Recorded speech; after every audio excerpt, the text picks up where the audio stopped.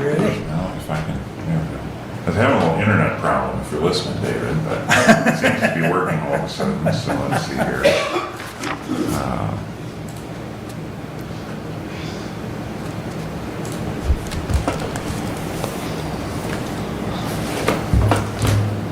All right, good.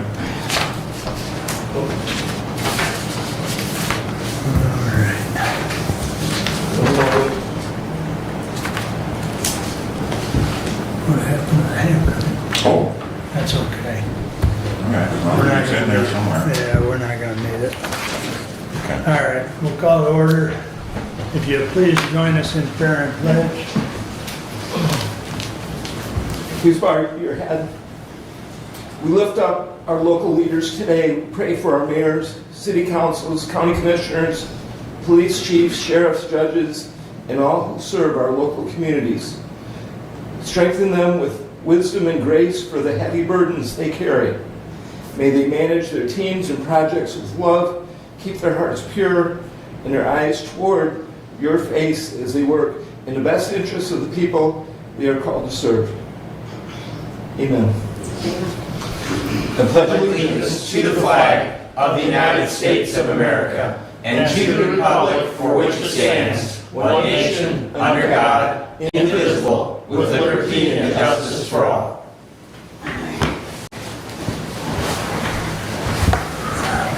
Thank you. We'll have our first call out to the public. Our rule is as follows. A member of the public may address the board after receiving recognition from the chairperson and giving his or her name. Public comment shall be limited to a period set aside at each meeting for such purpose, and each speaker shall have the floor for no longer than 5 minutes unless the board grants an extension. Board of Commissioner Rules of Procedures and Bylaws 5.13-3. We also ask you to be respectful. Anyone wish to address the board at this time? Good morning, Joe. Good morning. Joseph Hendy, 181 Ria Street. I'd like you to keep your prayer in mind when you said wisdom and grace. This is regarding the opioid money. Any donation over $5,000 to the local Civil Air Patrol must be reported to the Civil Air Patrol's Wing Financial Officer at the National CAP Chief Financial Office within 30 days. This means if a city donates a large sum to a squadron, the national organization must be notified.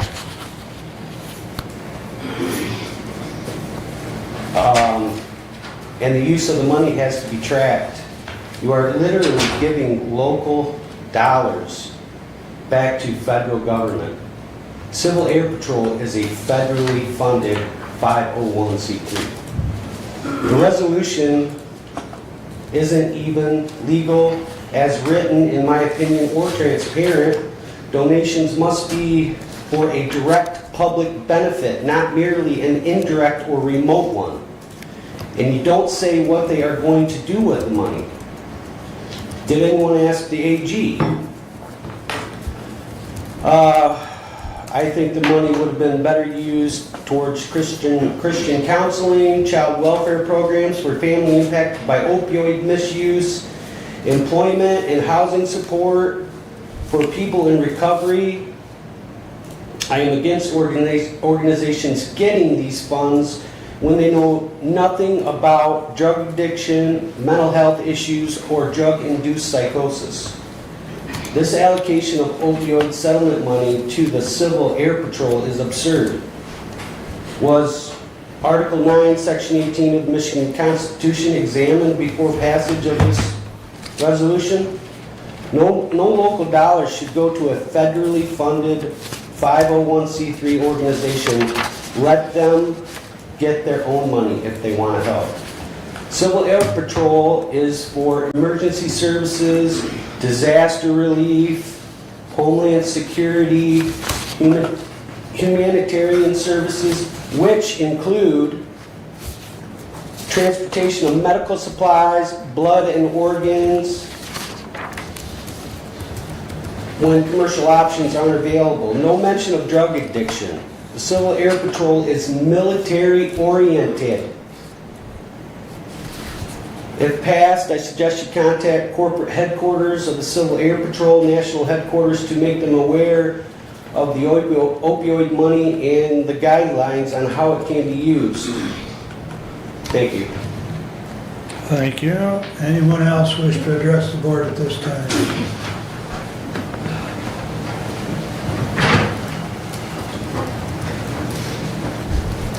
Penny Swan, City of Hillsdale.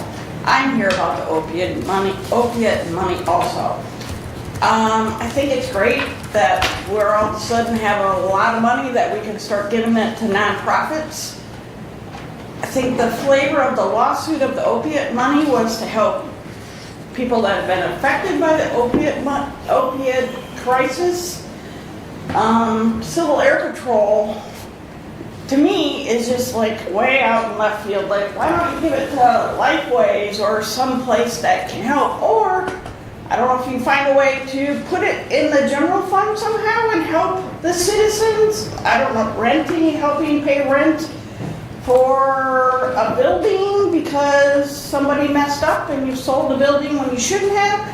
Just seems like the Civil Air Patrol is like the last thing. I'm not going to benefit from that at all. I don't have kids. I'm not going to have anybody in the Civil Air Patrol. Did a little research and talking. I talked to one city manager and they said if you've got a contract with them, that would be one way to use it. So I guess I'd like to know more details on what the thought process behind this is. Thank you. Thank you. Anyone else wish to address the board at this time? Seeing none, there will be another public comment at the end of the meeting. I would entertain a motion to approve the consent agenda. So moved. Support. Any addition or correction? This will be the shortest consent agenda I've ever had.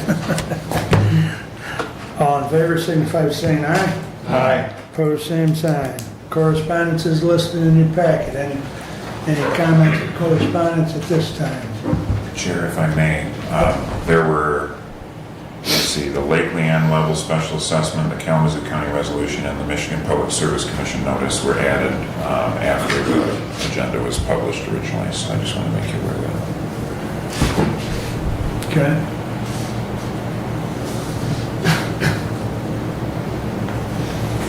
Any comments on correspondence at this time? Hearing none, I would entertain a motion to approve the regular agenda. So moved. Support. I have an addition to the agenda, and that is the DHHS lease. And I'd also like to switch the order of 11-1 and 11-2 during my update.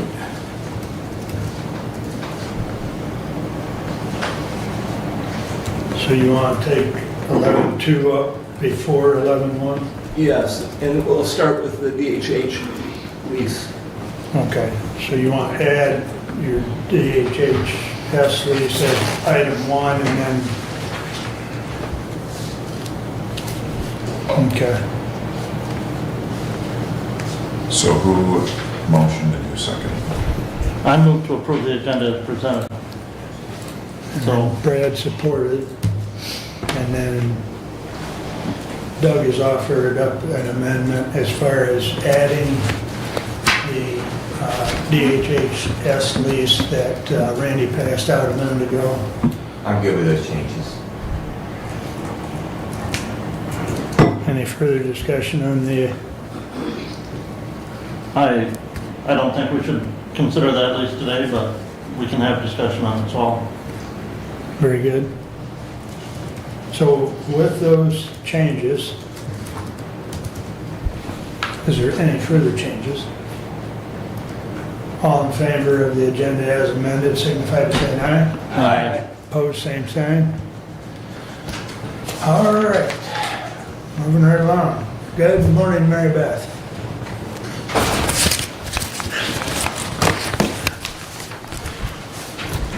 Good morning, Commissioners. Hopefully you're enjoying a cool summer day. A little shocking that it's August and it's so cool out, but Okay, so in your packet today, you'll see a report relative to this quarter. Just a couple of things to point out that is happening at Lifeways. It is kind of important to know. Every 3 years we go through an accreditation process, and we are heavily planning for our 3-year renewal of our accreditation. You'll see included in the report the many areas in which we are accredited under CARF, which is our accrediting body, which is the Commission on Accreditation of Rehabilitation Facilities. We're excited about the expansion of some of those programs that we've been able to do over the last couple of years, and look forward to a successful accreditation site visit. The other thing that's occurred since I reported last, it is that time when we plan for our strategic plan. So we had a strategic planning summit here in July. It was made up of leadership across the organization as well as the Lifeways board, and it allowed for very rich discussion of what is occurring in our environment around us as we look at the next 3 to 5 years, what are areas of priority. That is being compiled right now, and we will be bringing that back to our board to kind of talk about those areas that we're going to be focused on the next couple of years. And so I will be happy to share that with all of you when that has been completed. The other thing that's included in your report for this month is an update about the fiscal year 26 appropriation request. As you know, I did submit for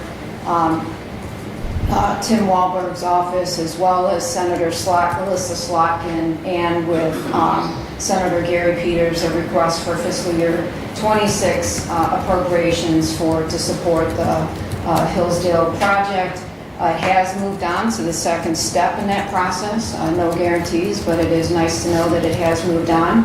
And as I continue to know more about that, I'll keep you appraised. It is $2.3 million. It will help.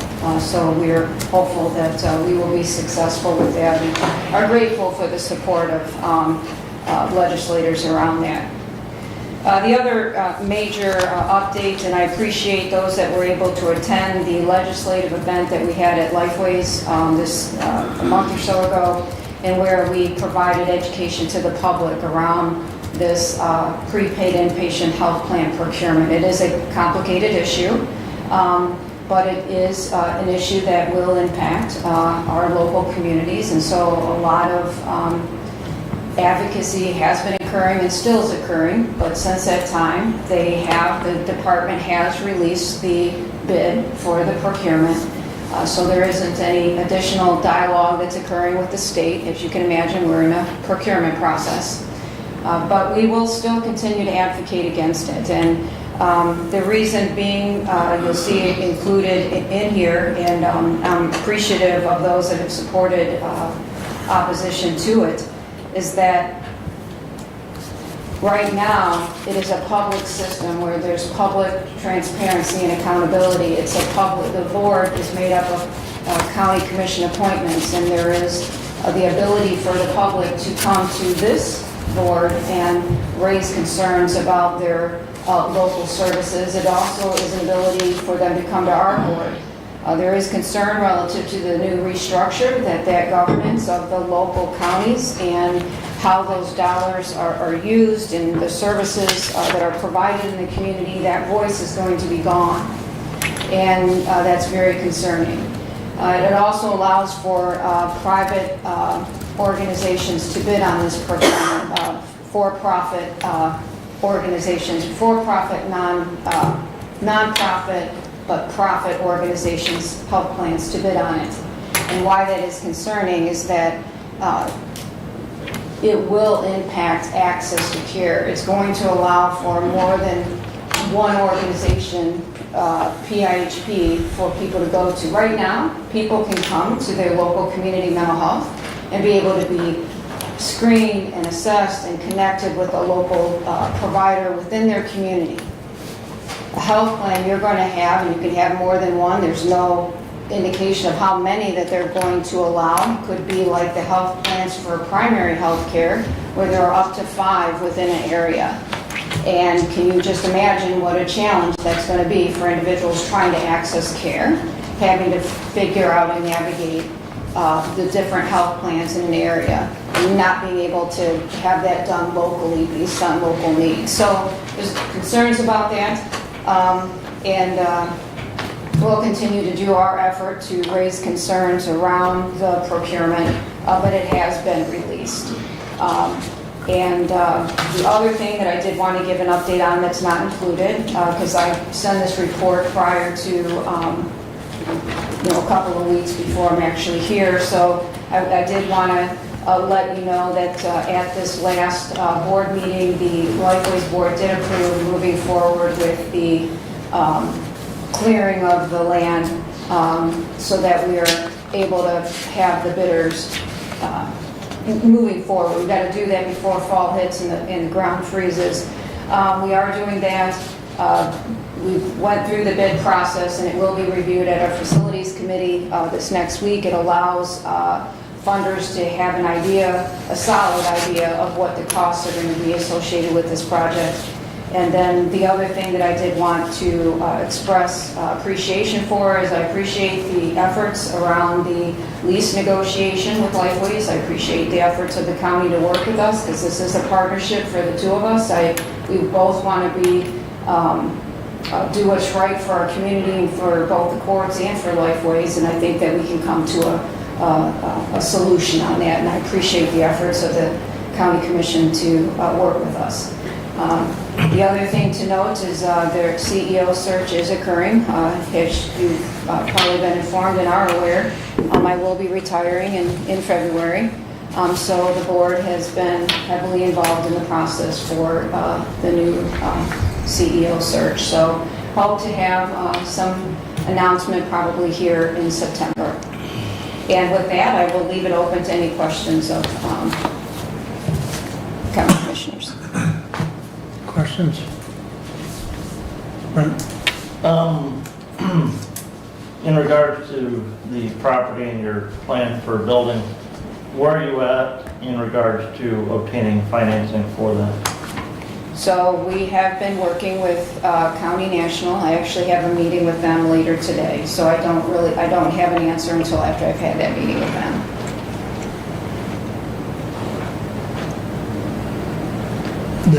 They have, I think I'm okay with saying this, they've requested several things Yeah. which have been provided prior to this meeting today. I will be able to know later today. And that will be shared with facilities committees as to next steps. Yeah. Right. Any other questions?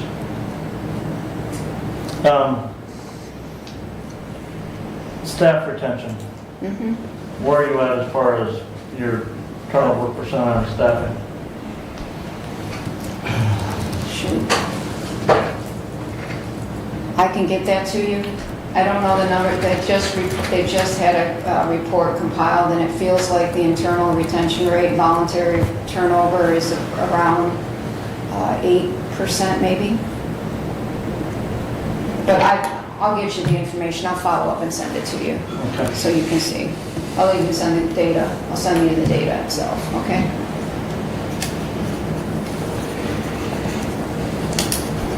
I've heard through many people that that Lifeways is having trouble retaining staff, so I'm just wondering.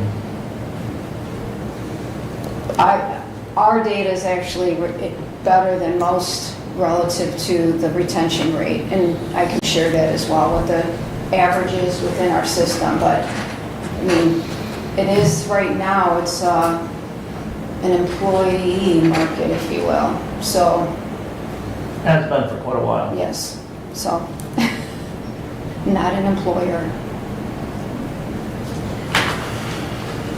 Any other questions? And on that, I guess if you would just share it with the whole. With all Yeah, the I'll send. members. Yeah, I'll send it to Abe. Yeah, send it to him. I'll send it Ed on to can you. fire it out. Thank you. All right.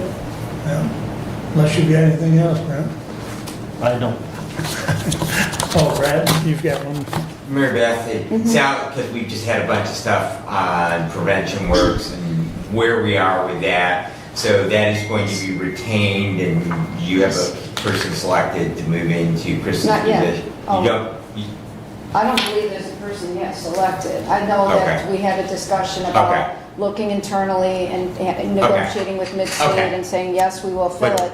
I think the challenge is right now is that the PA $2 that was utilized to cover the costs associated with that position has been reduced.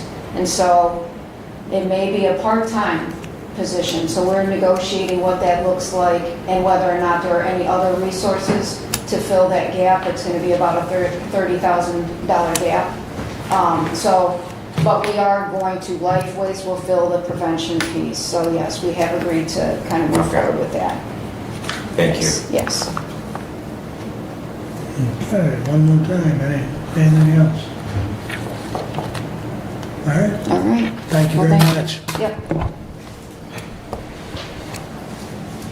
All right. Lynn, you're up.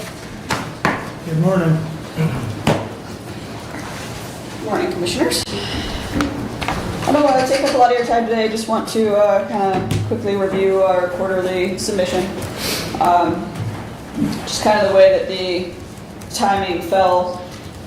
I'm here quite a bit after the submission, so I've got some updated numbers for you. But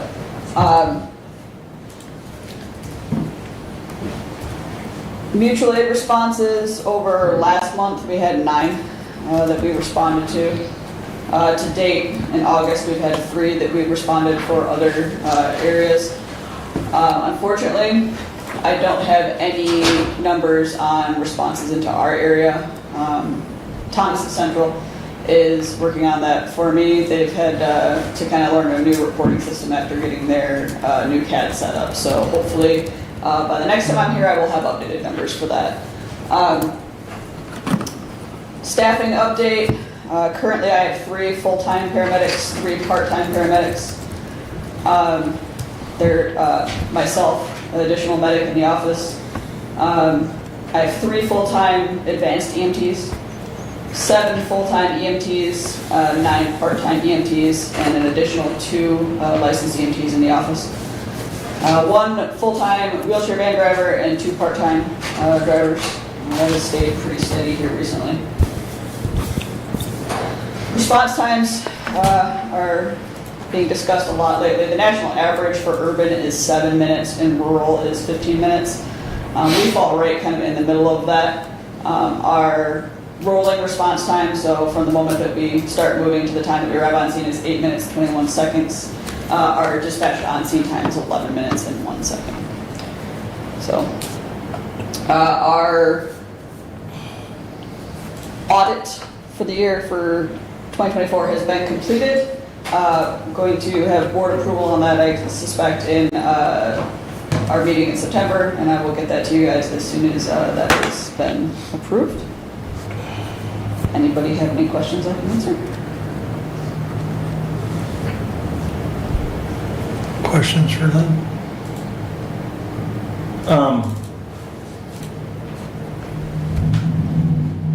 Where are you at on your board? Is that full at this time, or do you have open positions still on your board of directors? We have open positions. And if somebody wants to serve, who should they contact? They can get a hold of me and I can get them the application that I will then forward to the board. Either Lynn L at readingemergency.com or info@readingemergency.com. How many board members do you have? Currently we have 5. And 1 opening, or? We don't have a set required number, so I think we've had up to, I think, 7 in the past. Okay. So.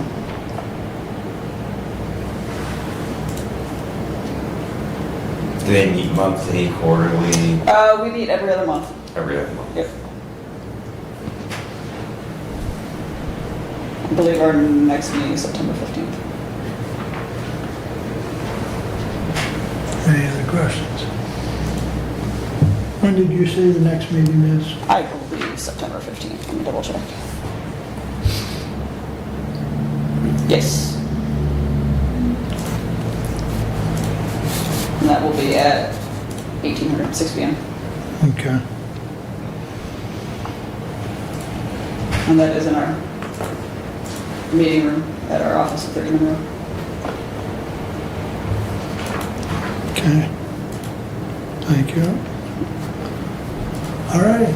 I don't hear any other questions, so I guess we got short and sweet, Len. Thank you. Thank you. All right. I'll jump into community reports and keep it moving. Kevin, you're up first today. The other day, I went to the emergency telephone service board for Brad, who couldn't get there. They're waiting on the final foundation specs to be sent so that Thomas could get it to the building inspector so they can start on the towers. When this meeting happened, he is hoping to have that done in 3 weeks. So I don't know how close they are now. And the Tyler CAD system, they're still doing training on. And at my Community Actions Agency meeting, the Head Start and Early Head Start program did get funded, and they have started for the school year. That's all I have, unless there's any questions. You're talking about the Head Start program that's right there at the, At the Community Actions Agency, so all Okay. 3 of them. right, right. Yeah, they have multiple, They got Early Head Start and well, Head Start. they have classes not just there, but around other places in the county as well. Oh, okay.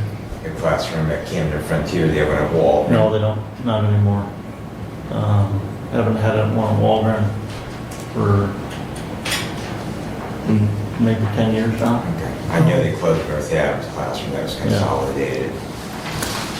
Okay. And they also run Head Start programs in Jackson, but not in Wanoa. Okay.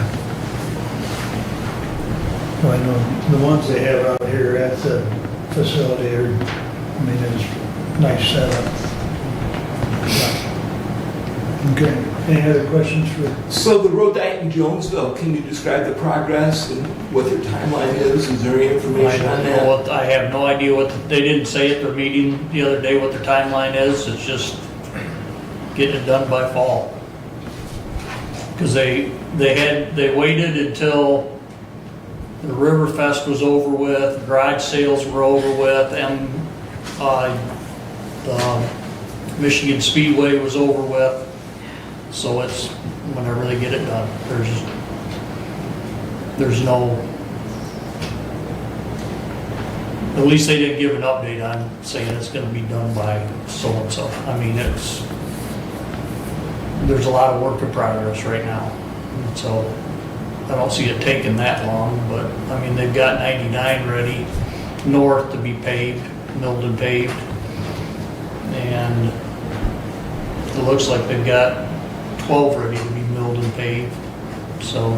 They're doing a lot of sidewalk work as well. That's They're part of doing all their- the side, they're tearing out all the bricks and putting in stamped concrete. It'll be the brick stamp. They cut all the trees. They were, when they first did that program, it was supposed to have only been in for 5 years, the trees, and they were supposed to be taken out. Well, that was 20 years ago plus. What they're doing now is putting in more trees. They'll have a centralized water system. And the trees will be smaller growing, which means smaller root balls Less damage. and less damage to the infrastructure. And they're already figuring in 20, 25 years, they're gonna have to tear out the concrete and redo, or tear out the trees and redo them. So, and they will have, instead of having their water truck going up and down the side of the road, they're gonna have spigots where they can do a quick disconnect, hose, and water their flower pots. So, Thank you. Yep. Other questions? All right. Right? Alrighty. Fresh back from the wilds of northern Minnesota. Was up there visiting friends and an American Rally Association race that I did EMS work for. Back on August 13th, I participated in a webinar on a public health approach to harm reduction. There's a lot of good information in that. I can't say I was in agreement with 100% of some of the ideas that brought forward, but I did share with all of you by email a link to that webinar. It's about an hour long, and particularly those that are involved with the opioid committee or human services, it might be of interest to take a look at that webinar. Did attend the CA Finance and Audit Committee on the 13th as well. And as Commissioner Collins mentioned, I was out of town last week and unable to attend the 911 board meeting. Thank you, Commissioner Collins, very much for attending on that. It is nice, number one, to have backup, but it's also informative when we have an opportunity as vice chair of a committee to attend in the chairperson's stead to find out some of those programs that are going on directly. CAA board meeting normally would have been this Thursday, but because of the holiday this coming weekend, I don't quite understand why you have to move Thursday meeting, but they did too last week, and again, I was out of town and unable to attend that, and I look forward to participating in those again, being back on the CAA board. Mark and I have a meeting tomorrow with Lenawee and Jackson County's administration and a couple of commissioners in regards to the medical examiner's office, and I would believe that at our next meeting we would have a little bit better idea of what that's going to look like, and that should be helpful with the budgeting process. We did submit a budget on that, but that really was just based on what our expectations would be in increases in programming costs for that. Based on what we already know, it really doesn't account for any significant changes in the ME's office. Sheriff's Department will be conducting an active assailant training for all county employees in October. We do have a date for that. I talked to the sheriff yesterday. He is down one deputy as of last week. He will have another deputy graduating from the academy next week, and then they will be going out at FTO. He will still need to fill one additional position for them to be at 100% strength. And because the individual that had been the school resource officer with the start of school this week, I did touch base with him that that individual left earlier in the year position elsewhere, and we do need to, in order to be able to fill that, number one, we need to be fully staffed at the department, and number two, there is actually an SRO academy that we will have to send the individual to. We are grant funded on that position at 50% of the cost of providing that officer through the next year. So that will take care of the 26 state fiscal year, which will start on October the 1st, run through September of next year for funding on that. We will have to wait and see what will happen in regards to them renewing the funding. Lifeways will be offering a mental health first aid class for our employees on Tuesday, February the 17th. It will be an all-day in-person class. I know I did attend that. It'll be 3 years when they do that in 26, and so I look forward to being able to renew on that. Those that have been through that again, they do recommend a 3-year renewal on it. And watch the message of the day for details, Commissioners. I know that you don't receive that, but I will keep you updated as far as signing up for it. And I would highly encourage everyone to attend that. It's really, really good training that you can use not just work, but in your individual personal lives. A couple of things from the townships. Amway Township residents down at Lake Diane are working on getting petition signatures to create a special assessment district to pave some additional roads down there that weren't done in their last paving project on the east side of the lake. The Jefferson-Pittsford Sewer Agency did complete an update to their sewer lines. They had some, I guess they were with the original system. They needed to update them, and that work has now been completed and signed off on. And Woodbridge Township accepted bids at their meeting this month to do a number of upgrades to the interior of their township hall. And that concludes my report, unless you have questions for me.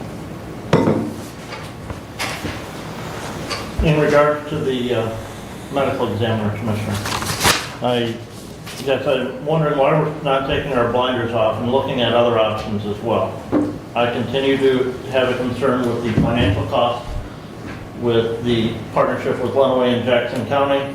I continue to go and compare it to what Branch County pays, and they're about half where we're at for medical examiner costs.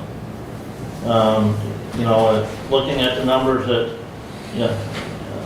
it really seems like we budget an amount and the medical examiner is going to spend it, you know, doing autopsies or investigations, and I'm not sure that it's truly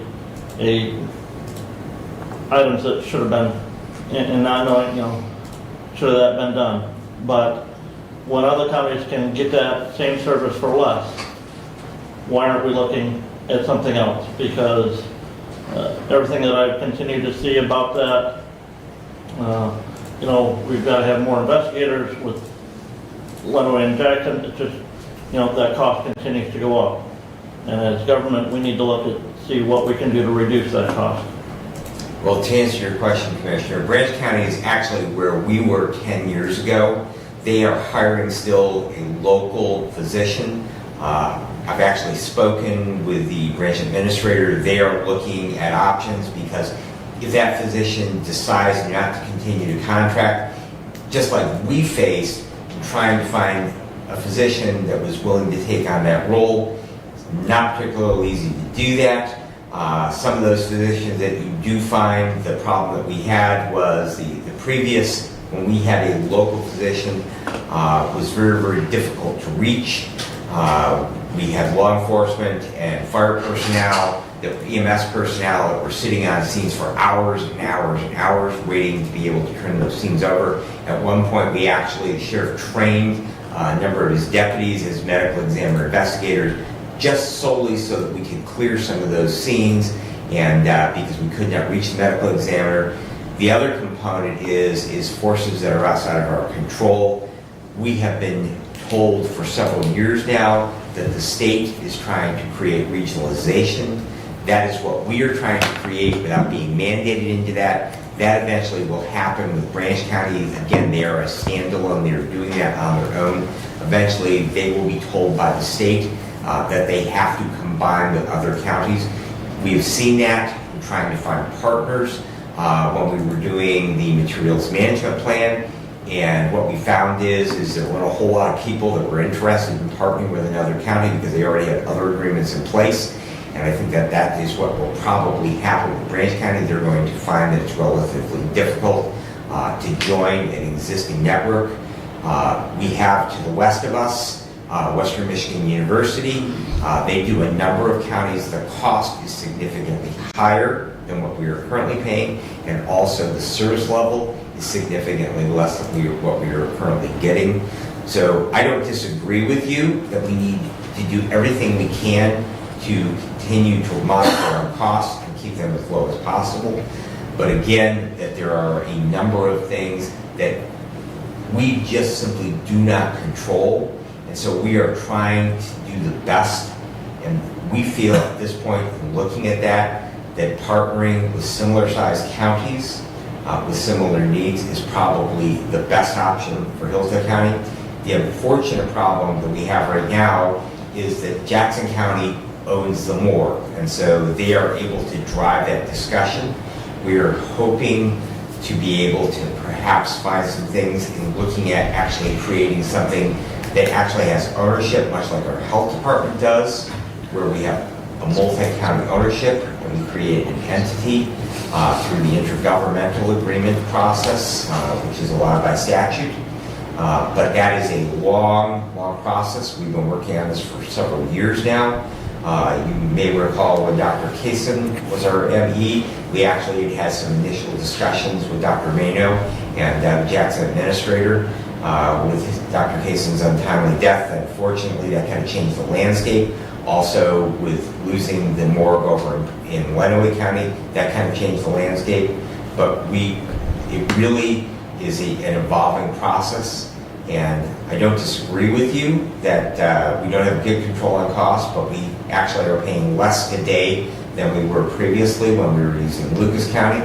Those costs are significantly higher today, and so I believe that we are doing what is best for the citizens of the county with the current direction that we are heading in with that.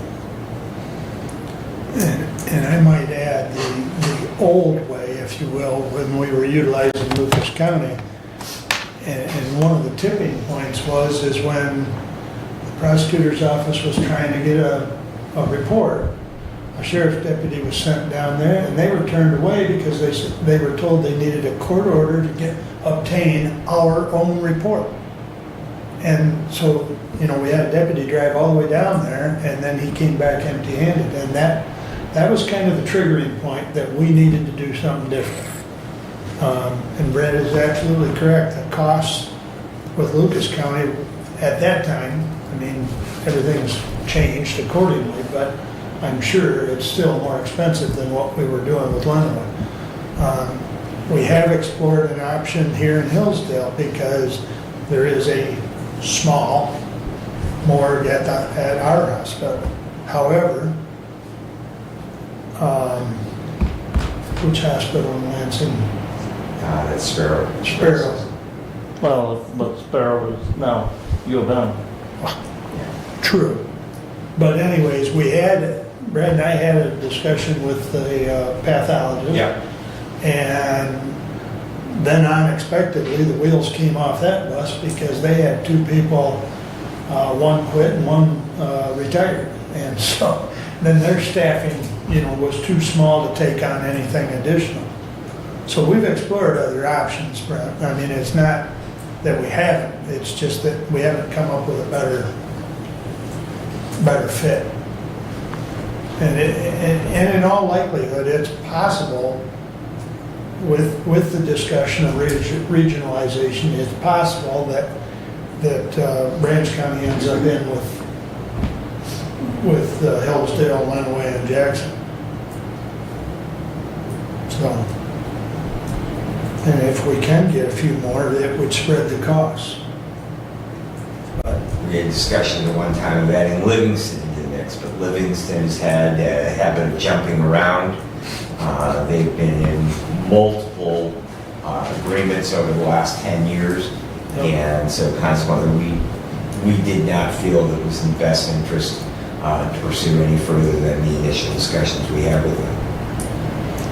And we've reported that we've had several discussions with Kim at Lenawee because, quite frankly, we were together initially, and she's kind of our ally, so to speak. But the last time we met with her, we even discussed the idea, and she's got a copy of our agreement with the health department. And if you all recall, that's set up on a per capita. And so we even had that discussion. What does this look like if we were to go on a per capita, basically a flat rate type of program? And with that said, we would pay less because we're the smaller of the three counties. But I don't know where we've discussed a lot of things is what I'm trying to get at. So we're not being tunnel visioned. And I know you'd like to see us do it cheaper, but. Well, I'll tell you, one of my major concerns going in with Jackson County is there's still open pension plan. And the cost that our citizens are going to have to bear with employees that are being paid through that medical examiner office because of that.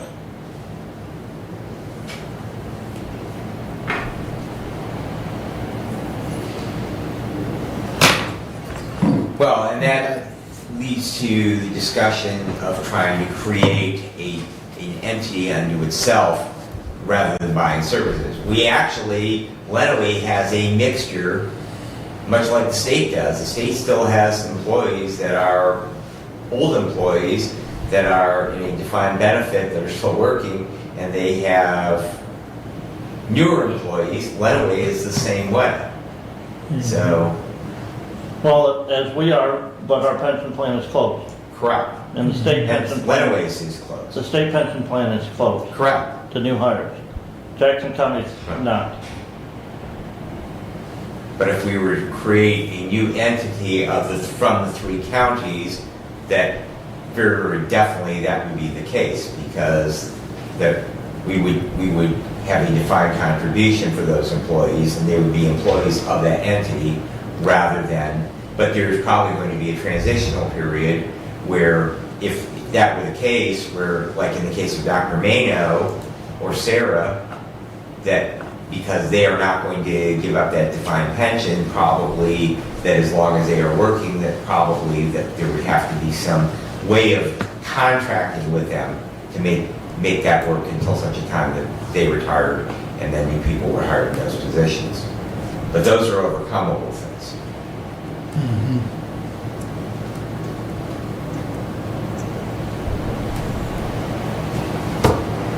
Anything else for Brad? All right. That brings us to you, Brad. Just a quick report today. With summer finally coming to an end, maybe getting some movement from the chiefs of the ambulance agencies to sit down and discuss renewing contracts for 2026 and beyond. Had a date where we thought we could meet, but does not work for Addison, so we're going to have to look at some different dates and times for that.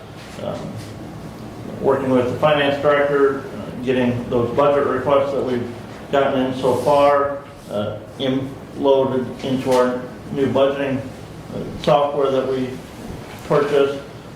It's going to be a little different looking at some things this next year, but it is, I think, going to be a great program and going to provide some reports and stuff that's going to be easy to read and understand and be able to track some of those changes from year to year much easier than the Excel spreadsheets that we've been used to using. OMI meeting on Friday. One of the things on the agenda is discussing the funding for well testing. None of those wells to be tested are in Hillsdale County, so I will be reporting back that Hillsdale County is not going to be contributing to that, and it's not in our budget. I did have some conversation with the environmental health department at the health department. They were part of that last presentation, listened to the presentation from the USGS staff, and really didn't see the use in testing the wells that are being proposed to be tested for beneficial impact at the health department. They felt maybe testing other wells that are in continual use as opposed to just these wells that are there for static monitoring of the water level would be a better testing sample to know if there's contaminants in the water and how that water flow is moving. Working with the drain commissioner, we're hoping to have a resolution at our next meeting regarding funding from the county to the Mary Lake Level Association to fund the dam repairs there on Mary Lake. He's hoping to get that work done here this fall before winter sets in. Looking at doing the same type of funding we did there as what we did on Bear Lake, looking at a 5-year payback on that. I can't remember the total dollar amount that we would loan up to right now. It's $180,000.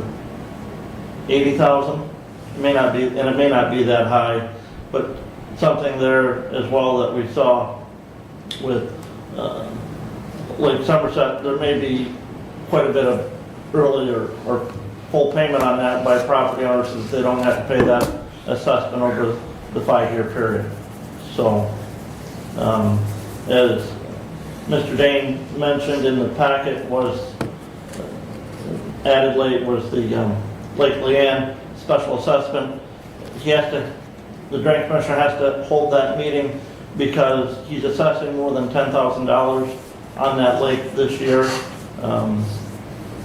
and which is something that we had authorized him to do in the past. That one-time special assessment will take care of the outstanding debt amount that's outstanding on that lake, and that will be on those residents' 20 winter tax bill this year, and be payable next year. In the packet was a letter from Lifeways, regarding their funding request for 2026. I need to get with them because I'm not sure that the figures that they had were quite correct on a couple of things, so. And that is all I have at this. Oh, we have health department meeting on Thursday, so.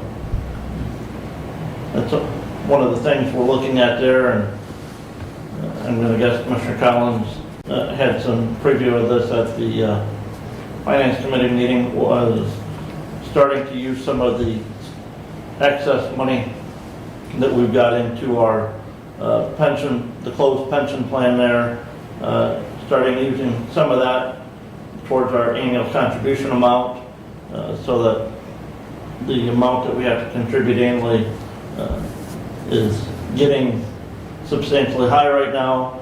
There's been quite a bit of surplus contributed over the last 5 years, and starting to use some of that towards that annual contribution amount, and just projecting out where we would need to be to make sure that that surplus lasts through the end of that planned funding to where that pension is funded at 100%.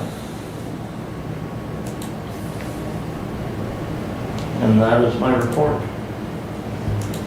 She was saving that for you for Thursday. So no, there wasn't much discussion on. So, let's see, we're August. Accounts payable are not going into Derek's office this year, or what? Because didn't we get some software to help with that? The transitioning to payroll and the budgeting process has taken a little more than we thought. There were some glitches that were caught in that processing and transition of payroll. And some of it is some stuff that's been out there, some issues that were caught that are 2 years old, that we're taking a little more time there to get all that stuff situated. So it wasn't a smooth transition as, 6-week clockwork. Can I say something? Sure. Some of those issues were more than 2 years old. Well, right. There's issues that go way back from BSNA, things that were done that were, the transition caught those issues, and Derek, being the detail-oriented person that he is working on correcting a lot of those. One of the other complicating things is with medical care having the same tax ID number as us, Right, and them not using the system, right. that's added additional time in the finance department office to file the monthly reports that if medical care was in the ADP system, ADP would be able to file those reports electronically and we wouldn't have to touch. But because they're not, there's a combination of reporting from the ADP system and medical care that the finance department has to take care of now.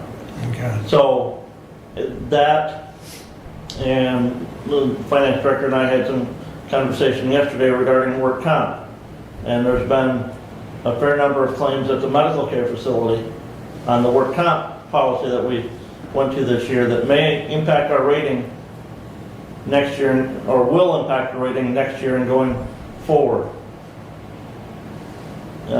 Something else that, maybe it's time we look at some true separation on that because of that issue as well. Go ahead, Brent. Commissioner, I heard in the news story yesterday about the impact of significantly increased costs in healthcare prescriptions that are probably going to be affecting, number one, premiums, And number two, that employers could expect to pay more overall, but employees could expect a transitioning of more cost onto them. Do you have any insights for us, both professionally and also as our budget chair, of what health insurance might possibly look like? I know that we have a cap with Blue Cross Blue Shield that they said that our increase would not, but would our expectation be that our plan would look the same, or is it still far too early to tell on that? But just as we're moving into the budgeting process, that would be good information if you have it to share with us. So, yes, if you're an individual and you buy health insurance individually or through the health insurance marketplace, the average rate increase that the carriers of the state of Michigan submitted this year, I believe, was 14 or 15%. Small groups are seeing a high double-digit rate increase on their renewals for yet this year, and going, we don't really have the 2026 rates on small groups yet, and we won't have that till towards the end of September.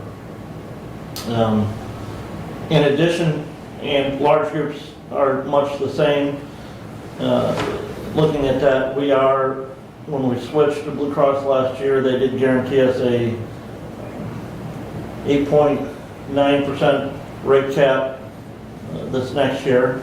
Commissioner Wiley and I and the finance director have also been working through and talking with what's called the West Michigan Pool, who provides the health coverage for the city of Hillsdale. I know the pool has talked to the health department, they've talked to Branch County.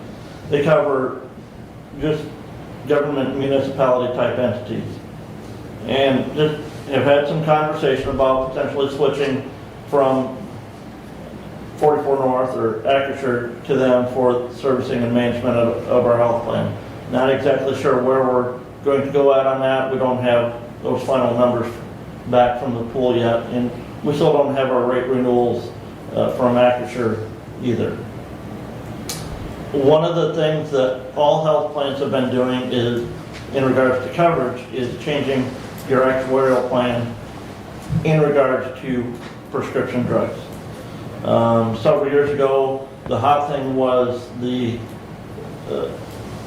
weight loss drugs, and those were covered fairly liberally through health plans. And those drugs got to be extremely expensive, and so the health plans have pretty much eliminated coverage for those weight loss drugs through your medical insurance. We have a couple of health plans that have a deductible that when that plan was first created, I believe that deductible was $1,250. That deductible, because of IRS rules and regulations regarding health plans, has had to go up pretty much every year. There may have been a year or two where that deductible didn't change. It's changing next year. So those two plans, they're the two lower deductible HSA plans will have, I think, a $50 individual and $100 two-person or family increase in that deductible. Just staying on the same plan. But it's something to be conscious about. I know, some of the original numbers some of the conversations that we've had with the representatives from the West Michigan Pool may be cost beneficial for us to look at switching there. We'd have the same plans of health insurance there as we would through Acrisure, same cards. It's just changing that arrangement as to where we secure that from. And I know, I said the health department is looking at it. That's on our agenda for Thursday as well. And there was a lot less money for the other one. Further questions, comments? insurance. Right, and again, we're having these conversations, we've not made any decisions on it, and, you know, we're still waiting on some of those numbers, and when we get those, we'll be talking with the insurance committee, with the employees as well, to say, okay, here's where we're at. I know one of the other things that we had had some discussion on in the past is, should we switch to a hard cap as opposed to the 80/20? You know, looking budgetarily wise, until we get those numbers from the pool, we don't know, you know, what that's gonna do to our budget yet, or even the numbers from Acrisure, where we're gonna be, and, you know, where that's gonna put us on the budget. But the base budget that we've been building has been on last year's rates with that 8.9% increase that was built into that plan.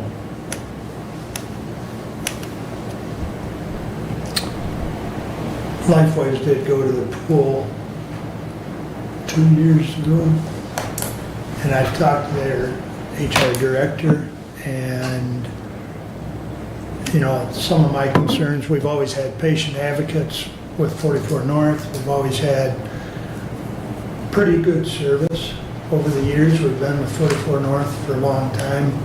Of course, they've changed over. They were basically bought out by Acrisure. But a lot of the same people, Dina and John O'Connor, a lot of the same people. But from talking to Don there at Lifeways, they still get good service through the pool. They still have, you know, access to patient advocacy. So, and they save money. So, you know, it really, you know, back to the conversation really about the medical examiner. We've got to look at all things that potentially can save us some money. But we'll get a presentation from them to the insurance committee. John O'Connor will also give his pitch, because for one thing, I feel we owe it to him to at least, I mean, John's been here for Long as I've been here. yeah, at least 20 years, I'm guessing. One of the other things that may be enticing with the pool is, you know, where we're at, it's signed up as an employer with a single carrier. You know, we can't split employees to a different carrier. Everybody's got to be enrolled with one carrier. Looking through the pool, we would potentially be able to have multiple carriers, and the employees could then choose the plan and the carrier that they want. And again, that's some preliminary discussion, but it's... Because some people were happier, and quite frankly, I was happier with Priority than I have been with Blue Cross. So, and I've heard that from some of the employees. So there is the potential to be able to provide both via the pool. Go ahead. So I remember last year, part of the discussion with going to the pool was that, you know, we didn't really have the time to make that happen. Are we in a position now where timeliness is you know, in order? Right, I mean, they have been able to obtain our medical loss ratio, which they needed for calculating rates. They've looked at that medical loss ratio, compared it to our current rates, and are updating that for our 26 rates as well. So yes. Thank you. Yeah, we've had, 2 Zoom meetings, you and I and Derek? 2 or 3. 2 or 3. So, yeah, we're a little ahead of the power curve. The one thing that, and there again, we're waiting on, you know, rate renewals and that sort of thing, but we've got to get that meeting with the employee insurance committee. So, And that's right. And the other thing is, unfortunately, small group, you know, as an agent, I work with some small groups. Their rates generally come out about 95, 96 days before the renewal. So it's hard, you know, large group is a little different. You know, they're thinking that, you know, the pool is thinking that they got an update from Blue Cross as to where our rate's gonna be for 26. But as an agent licensed with Blue Cross, I've not seen where they released first quarter 26 rates yet. Okay, anything else on that? Or anything else? That brings us to you, Doug. Thank you. My first action item, you'll have in front of you a copy of the VHH lease, and I move to approve the lease and authorize signature of the chairman on said lease. I'll support that so we can discuss it. Randy, you want to come on up, please? I know we're going to need you. I'll start out by saying this was originally in the packet on Thursday. It was pulled because we found what we thought was a discrepancy in the date. And Randy, I'll let you explain. So with the discrepancy, I shot back to the state and they were able to come up with an addendum that was signed some years ago that actually changed the ending date of the lease. So the lease, the current lease, the one we're proposing, has the correct date in. So we just confirmed that it was correct. And Randy, I went off with an email I got from you back in May of 2022 that had the DHHS lease in it, and the dates are February to March, or, you know. It was not on my radar, and so when you brought that up, I had to backtrack, and, you know, the lease came up correct. It was just that I wasn't aware of that addendum years and years ago. I do have a concern with the lease though. Specifically in section 11.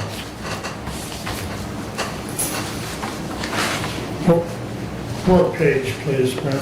Well, section 11 starts, I think, on page 17. Okay.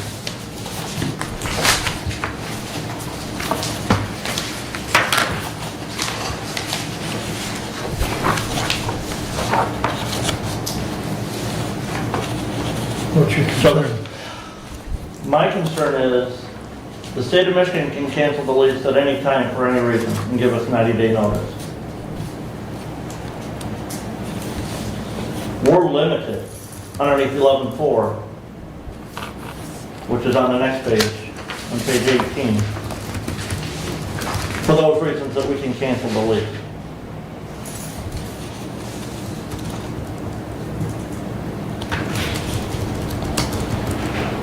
And, you know, I guess in that, because of that, I can't support this lease as it's written.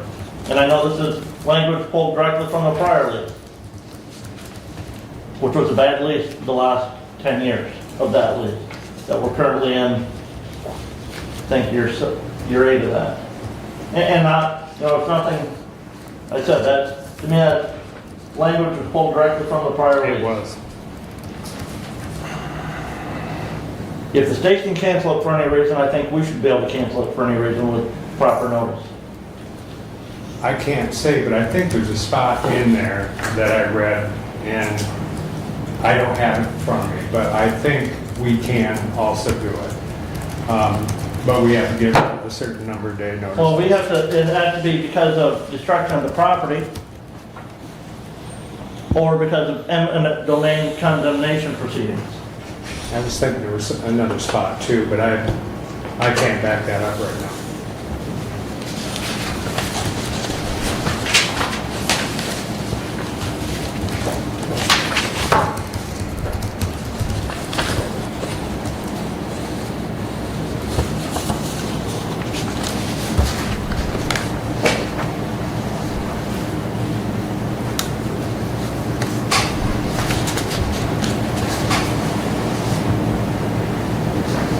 The other thing, is there any possibility of getting the state to make this effective next year and not until 2027? I tried.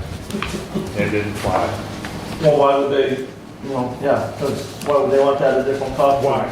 I don't know, to state. I've been 7 months negotiating this thing. Yeah, I understand. You know, so I attempted to do that and change the date, and it didn't fly. Some things they negotiate on, other things they just set in stone. So,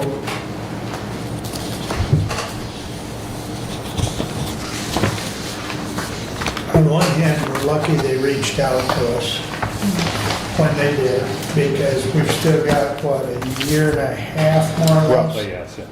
So, Well, we've almost got 2 years, well, just shy of 2 years. Yeah, it's between a year and a half and 2 years Right. right there. year and a half and 7 months or whatever. But- Because it goes to June of, Well, yeah, now that June of we've got 27. that addendum. But I guess my point is they could have waited and let the next administration deal with this. Whereas now we can get it done. And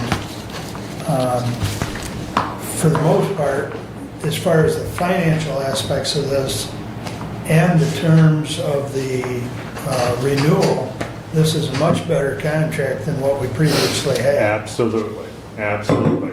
The big differences are that we're now just charging for the square footage, which is 14,222 square feet. So every dollar that we get above our cost is $14,222. So at the end of the first year, we should come out with about $92,000 over and above cost. Our cost right now is roughly $12.50 per square foot. So by going with 19, we have roughly $650. And the way we had this done, the way I did this is at the end of 5 years to go ahead and bump it up at the 5-year mark. The reason I wanted that is if we run into inflation much more, I didn't want the inflation to get too far ahead of the lease. So by putting the bump up in year 5, it offsets that. Not by a lot of money, but $2,000-3,000 to our advantage by doing that. And then this is a straight 15-year lease. There are no renewals, there's no games in it. This is what it is. and again, I appreciate those bump ups. My concern is if we go through a period like we've gone through the last 5 years where inflation is not where it is. Mine too. You know, and again, my concern is the fact that we can't say we're gonna terminate that lease to renegotiate as the owner of that property.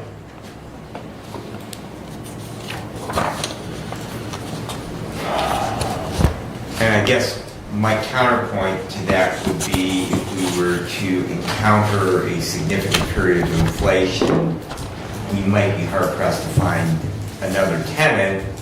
So therefore, taking, a sure thing, a guarantee payment, if our concern is renegotiating because inflation gets run away, if that was the case, we might end up with an empty building, which generates us $0.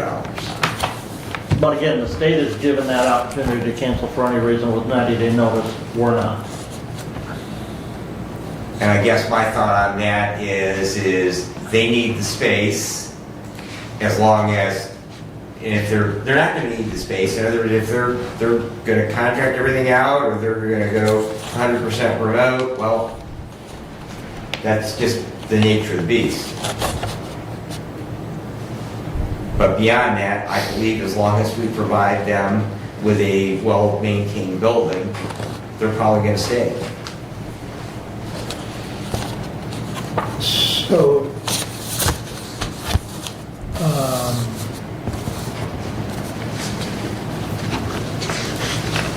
going back to one of Jennifer's email that Randy shared, I believe you shared that with all of us. No, excuse me, it was just with Doug and I.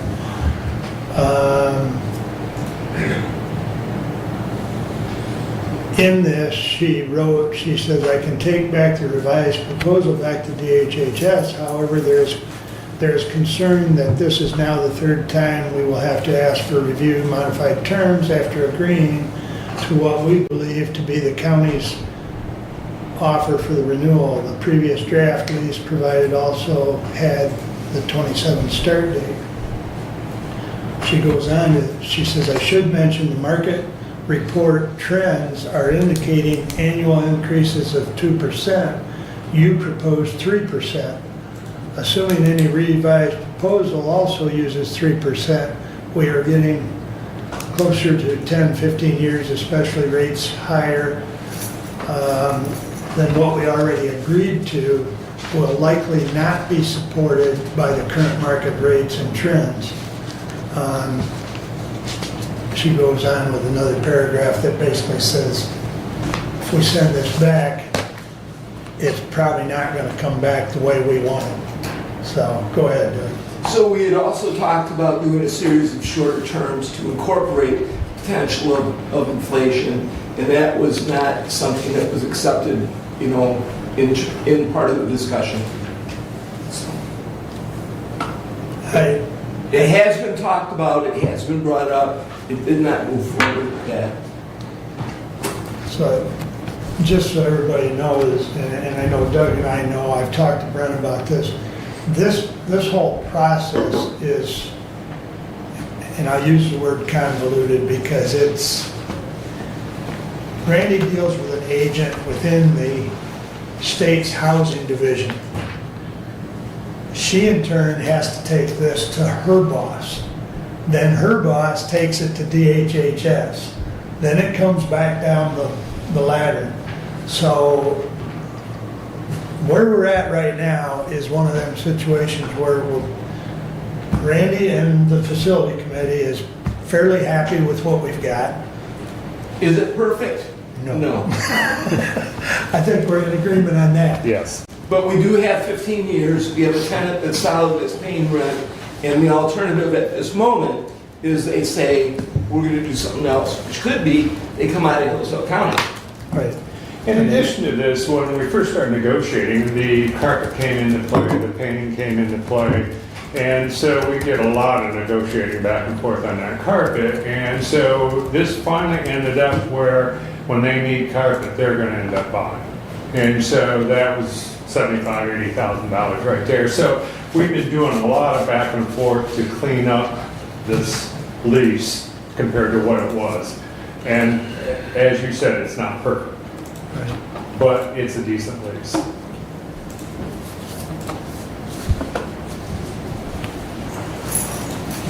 Do you have that addendum that they referenced? I've got it here, Mark. You've got it? I've printed it. Because it's not attached to this, is it, Randy? No, Yeah, it it's wasn't. redacted. This Okay, is the new document. right. Do you want to look at it? It's right here. He's got it.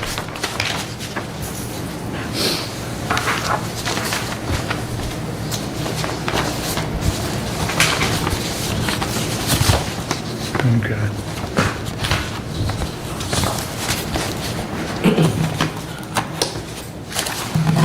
All right, further discussion?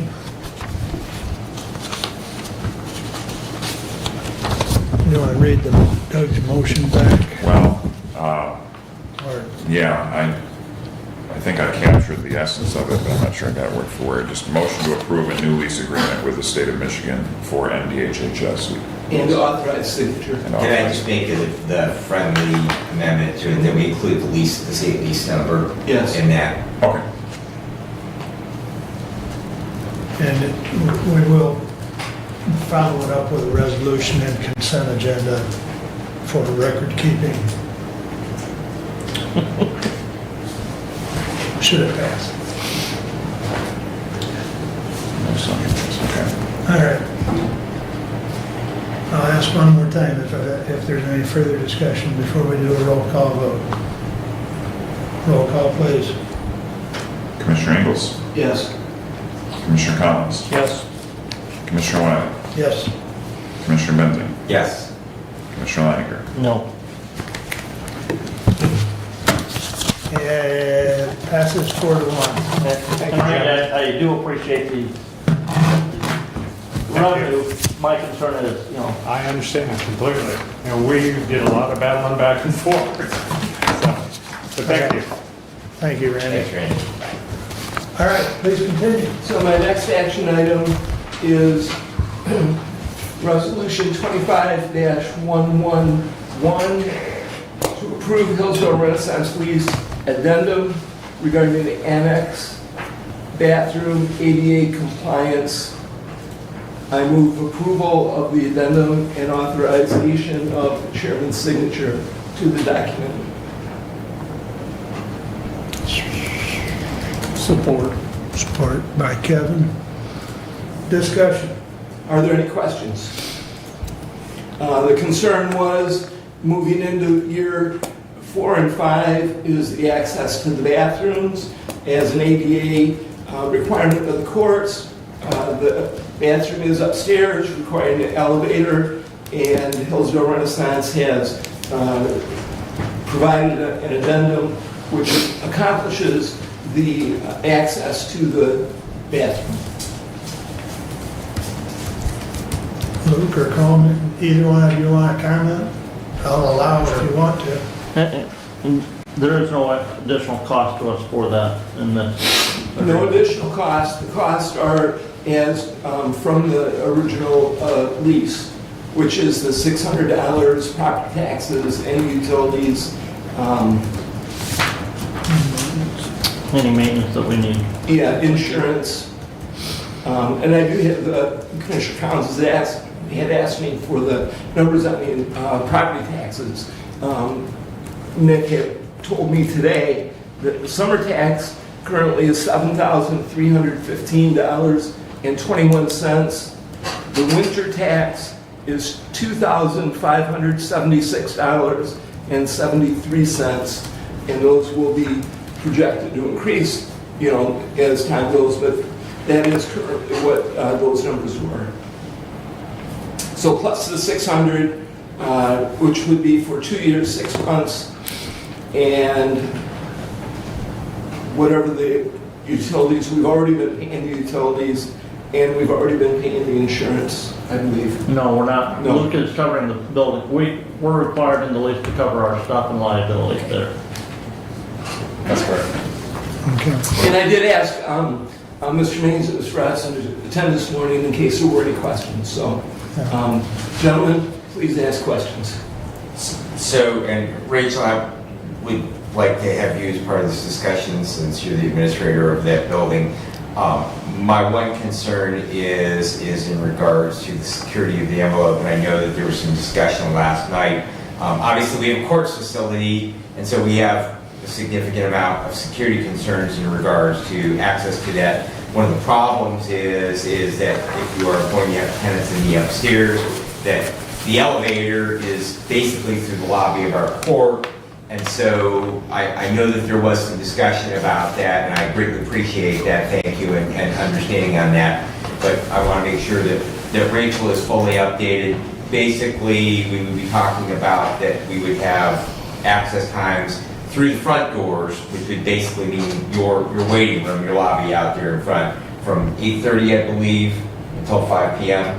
So the elevator would have to be usable for that, and then there would be access to the back door, but you do have a secure door there at the back, where you enter from that street level entrance there at the back of the building, and so then the stairway up to that upper area. So if they were to rent out space up there to other tenants, that I just want to make sure that that is going to meet the needs for the courts for security.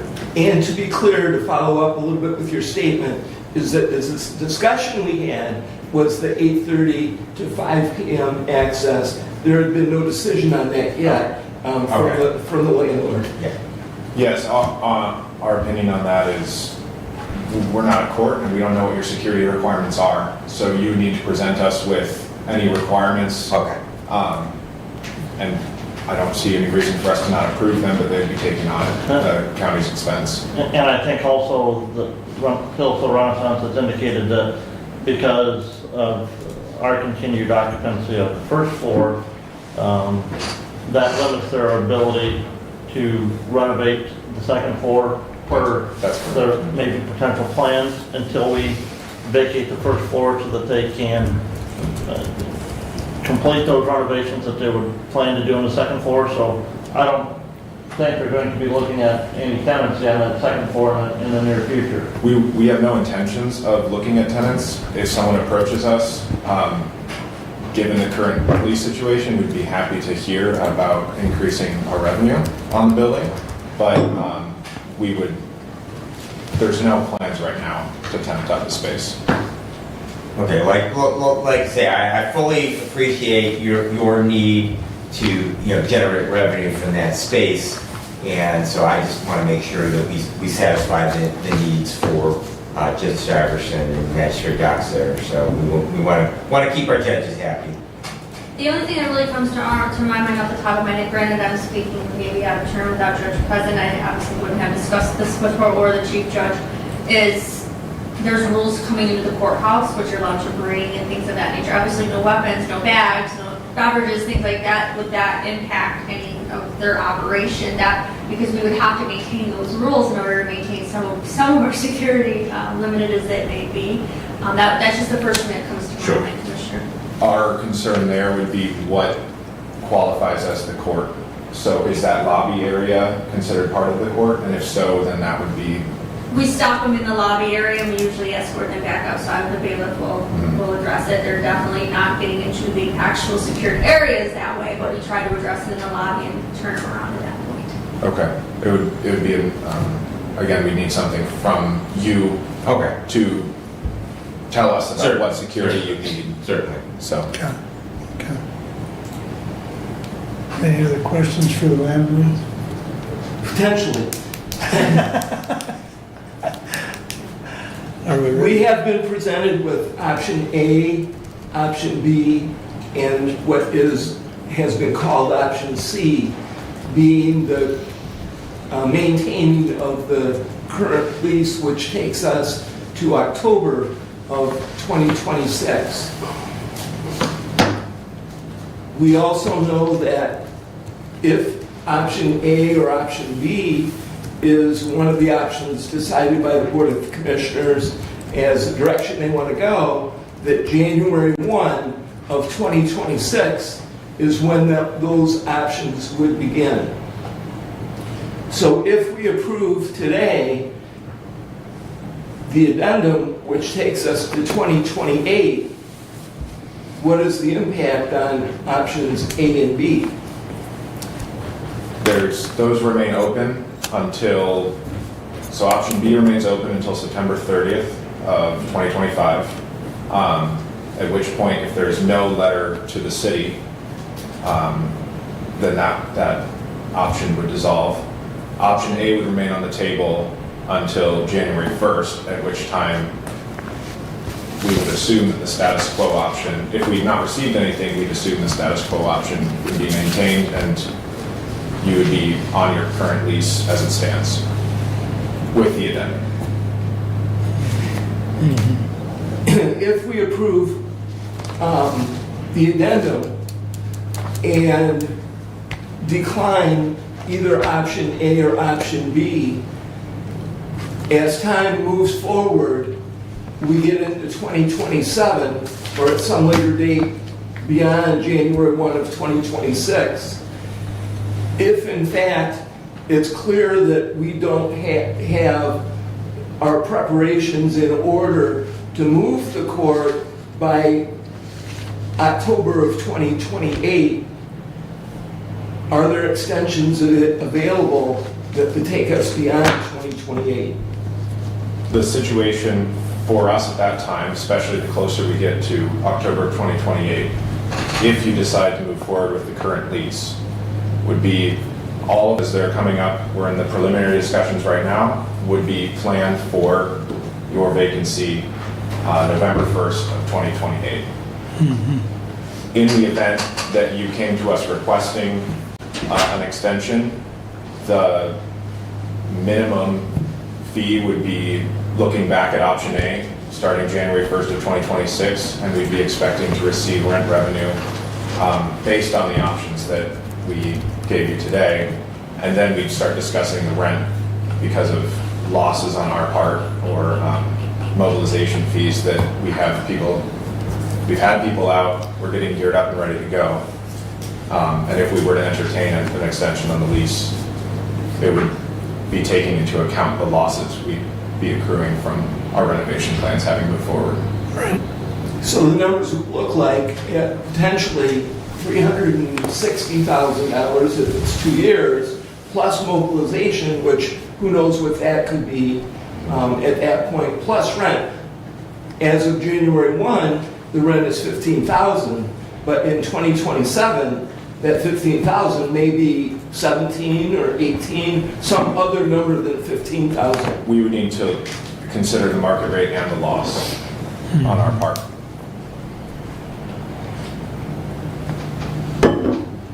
Okay. Is there any other discussion specific to the addendum? In terms of security envelope, I would also just like to say options A and B do rent out the entire building. So those would take care of the security concerns as well.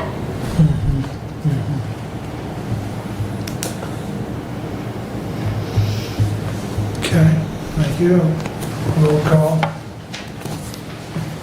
on the addendum. Commissioner Collins, What? this is the motion to adopt resolution 25-111. Right. Which is, just grant us access to the Okay. bathroom. Yes. Commissioner Wiley, Yes. Commissioner Benzing, Yes. Commissioner Leininger, Yes. Commissioner Ingles. Yes. Okay, the addendum passes 5-0. Thank you, gentlemen. Thank you All right, very much. please continue, Doug. My next action item is resolution 25-099 to accept the lease agreement with Lifeways for 25 Care Drive and authorize signature of the chairman on the document. Support. Moved and supported. Discussion. This was sent back to committee. Committee removed the two 5-year extensions. They are still listed in the lease. No, not what's online. On my, Not the one Lease. When I... I had attached, that I printed right from the pack that was sent out, lease term, the It is 5 years. 5 years. I have section 25.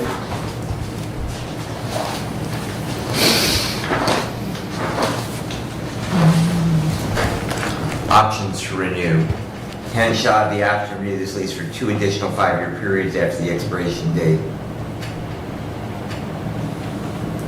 Last page. That was supposed to have been removed. Because it's just a single 5-year lease. You're on the very last page, you Yep, said? very last page. Very last page. Section 25.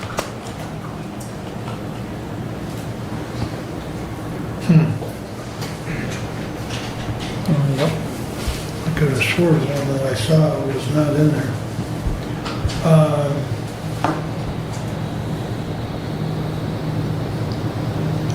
Yeah, section 25 basically needs to be stricken.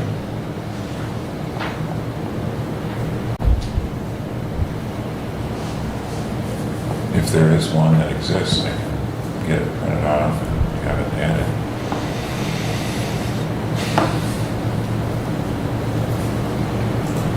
Who's got the Word document of that? Does Randy have that?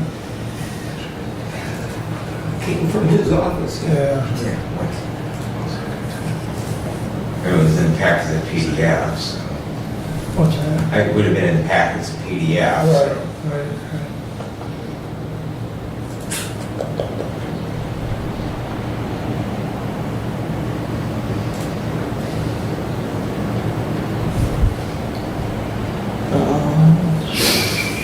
Suggestions there, Brent, or? I'm I trying see. to get a document to open from Matt Owens on July, email that came to you, Abe, on, I was CC'd on, in March, on July 29th. There's a Word document there. that's probably, It's, oh my God, I remember it says lease for 2 additional 5-year periods, that's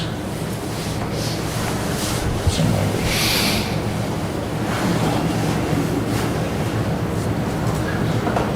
what about the one on? But it is a Word document, so it's going to change it. Which one are you looking at, the one on 729?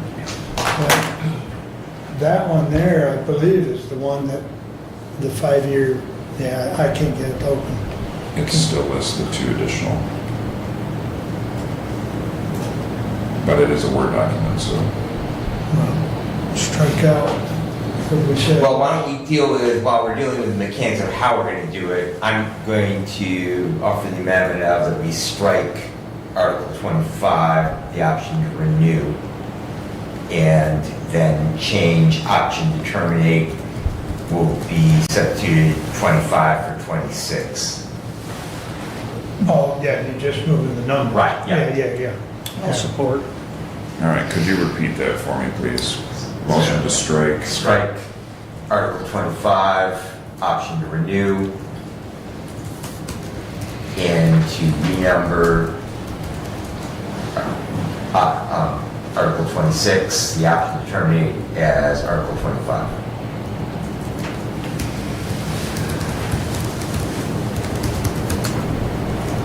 So, okay.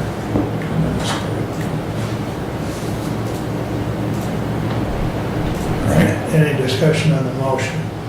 Or, first of all, we need, oh, Kevin supported that. Okay, so we've got support. Is there any discussion on the motion? I think it's pretty straight. All in favor, signify by saying aye. Aye. Aye. Opposed, same sign. Aye. Thank you, 4-1. The motion for the amendment passes. Now we're dealing with the, and Abe's working on the mechanics of that. So, strike that.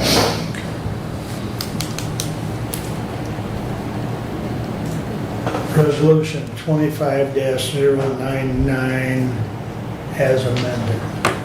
Yes. Is there more discussion? And that's my question. Thank you. Yes. Who has more I do. discussion? Okay, go Okay, ahead. so my question is, we just approved the lease for the annex, which takes us to October of '28. Without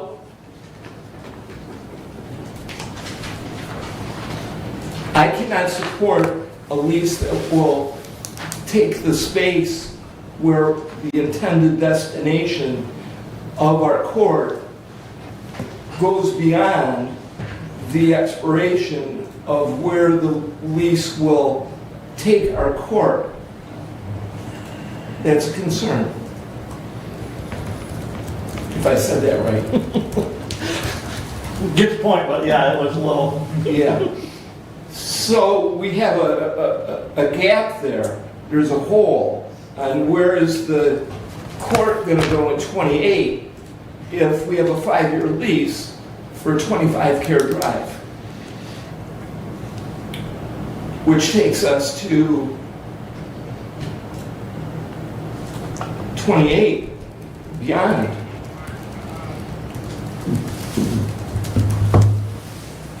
And how do we prepare 25 Care Drive in a timely fashion to accomplish the landing spot for our court? Let me ask Randy a question. Go ahead. He's hiding back, he's camping. Oh, Randy, in your professional experience with renovating this building, and we're not asking your department, obviously, you know, we're gonna look for bids for contractor on those renovations based on the architectural drawings, but what would be the time frame needed to accomplish the renovations of 25 Care Drive into a building specifically designed for our district court? Going by the current plans that I have from our architect and everything, I would say we need at least a year. How long? At least a year. 1 year. Okay, so we have 180-day termination. We're talking about a year renovation period. So I would say that we need to have this lease with Lifeways configured in a manner that we can meet that 1 year at an absolute minimum, and probably we need 15 months just to make sure that everything, so we need a term with them that would give us 15 months prior to our current lease with Hillsdale Renaissance, the district court building. Anything beyond that, we just don't have a place for a district court. We're just not going to be able logistically to make that move. I have a question. Go ahead. We have seen some architectural renderings of the facility at 25 Care Drive for district court. Facility director just said it would be potentially a year, maybe a little longer, to renovate that facility for that, to that design. But he talks about time. I'm sorry, to me, time's not the biggest issue. What's that projected to cost? Nobody said, it's gonna cost this amount. And if it's gonna, and then where's the money gonna come from to fund that? So what's the architect's projected cost? I don't have their projected cost. I have what Marty's going by the state regulations, what his opinion is and what my opinion is. I'm looking at probably $4 million.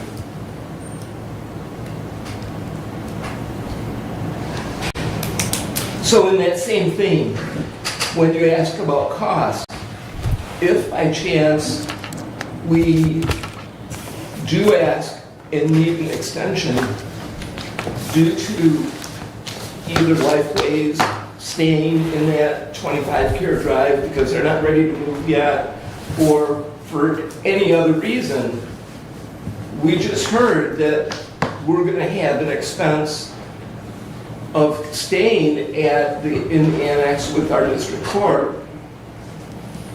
The how to pay for it question and where does it come from is a similar question, as a matter of fact. And as a board of commissioners, our obligation is to find the most cost-effective way to pay for whatever it is we need as a county. And the option that is the least costly, to me, is the obvious answer as to which question we decide on. We've seen several options that cost 15 million, 20 million, 10 million, build a building. It's going to cost more. The most cost-effective answer still is 25 Care Drive. Unless you can provide a better. I'd say the most cost-effective answer is to use the courthouse or part of this building.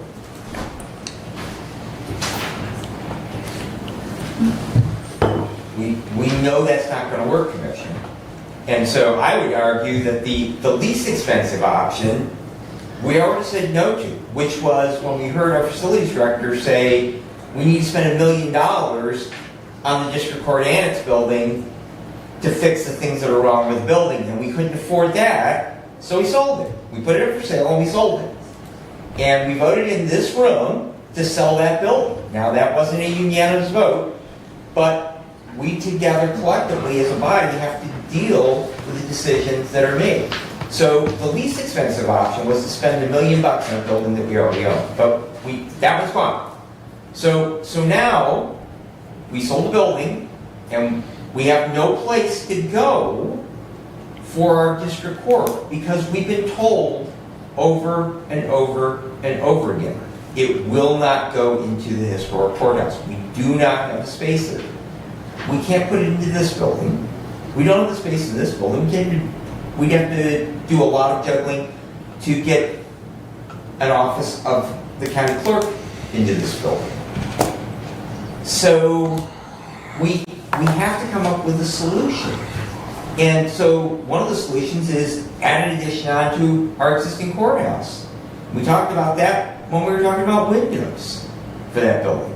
And we needed to make a decision if we were going to do that or not. We said, nope, we're not going to do that because we can't afford 15 million, we can't afford 30 million.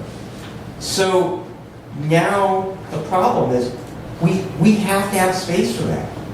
We own a building, we have a tenant that told us more than a year ago they were going to move out because it was no longer adequate for their needs. So we have spent, at this point, probably $150,000 in architectural drawings to move to 25 Care Drive. And yet, we still haven't been able to actually make a confirming vote that that's where we're going, but we spent a whole bunch of money. And I don't disagree with the commissioner. I don't know where we're going to get $4 million, but we're going to have to figure out how we're going to get $4 million, because the options are becoming narrower and narrower and narrower, and that, right now, is our least expensive cost, is to not continue. So it's becoming narrower and narrower and narrower. We're going to have to figure out a way. That's part of the tough decisions we have to make. We're going to have to figure out a way to be able to pay for the cost of renovating that building, because we've already made a significant financial commitment, and so now we need to figure out how we're going to pay for it.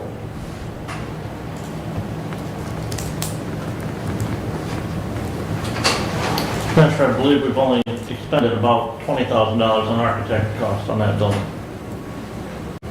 today. What's our current contract? We have a contract. 120 some thousand. Okay. It's a contracted amount. We've Yeah, not expended 120, that. it was 129. Yep. So we spent 20. And we got a contract for 130. But that's to take us through the construction process. Mm-hmm.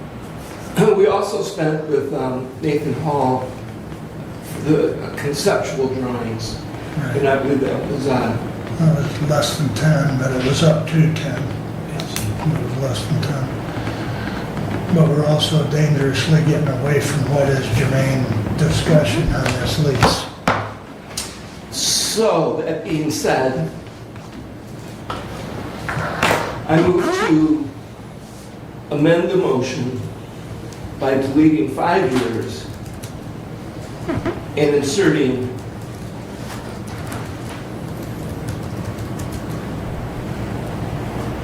the end date of April 2027, which would then provide the 15 months that Randy just, the 12 months, the 15 months that Commissioner Benzing just alluded to. Where is this? This is in the contract, at least? Yeah, it's at the beginning. The lease term, I think it's probably 1.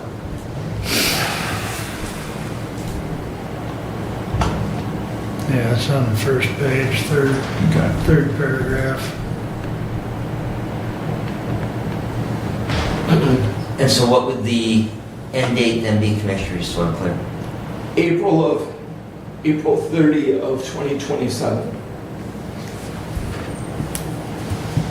So it would read the term of this lease, and then strike shall be for 5 years, and then just change commencing. April 1 Okay. and ending April of 2027. All right, so that's the motion. There's no second yet, Chair. Correct. So it's 2 years and 1 month from last April.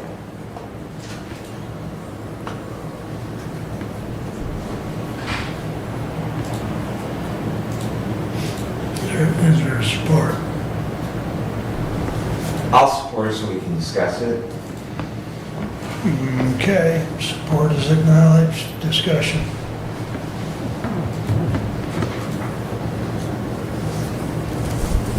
I guess, we come back to, we're trying to balance the needs of Lifeways and the needs of our district court. So we have 2 different paths that have been on a collision course ever since 2 things. Number 1, Lifeways told us they were going to vacate the space. And number 2, we sold the building. And we've looked at all the possibilities, and I don't know that there is, unless anyone can propose another option, I don't know that there is anything that we have other than moving District Court to 25 Care Drive. So I know Commissioner Leininger is, completely committed that we have to fit into the historic courthouse. I think we've heard enough points that we know that can't happen. And I think that the only place we have to go is into the building we already own. But the problem is, right now, we have a tenant in it. And they said they were going to move out. And so we need to balance those two things, but we are not obligated under the law to provide a space for community mental health. We are obligated to provide a space for district court. You're correct, Commissioner. We're obligated to provide space. The court doesn't get to dictate to us what that space is. I don't disagree. And so, by you acquiescing and saying, well, the judges say we can't fit, I'm sorry, trim some staff, fit into the space that we have available. Commissioner, you mentioned earlier that, we've taken this step, and Lifeway told us that they wanted to move out. Yes, they told us they wanted to move out, they were looking to build, and we said, okay, we're going to extend your lease, and we're going to provide you funding for a new building. And yet, when we had that opportunity to provide funding for them to build a new building, you voted to put that to a vote of the people. And so we didn't fulfill our obligation that we said, Lifeways, you move out, you build a new building, we'll provide funding for it. That was the letter that we sent to Lifeways.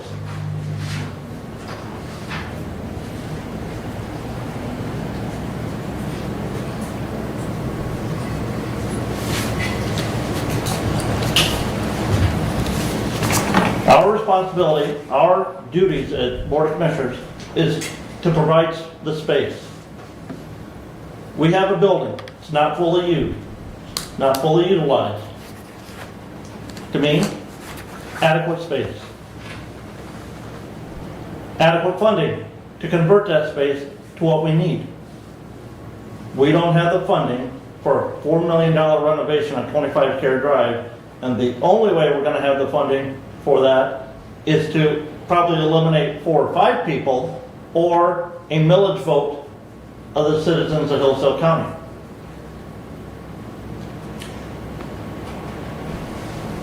Commissioner, in your opinion, the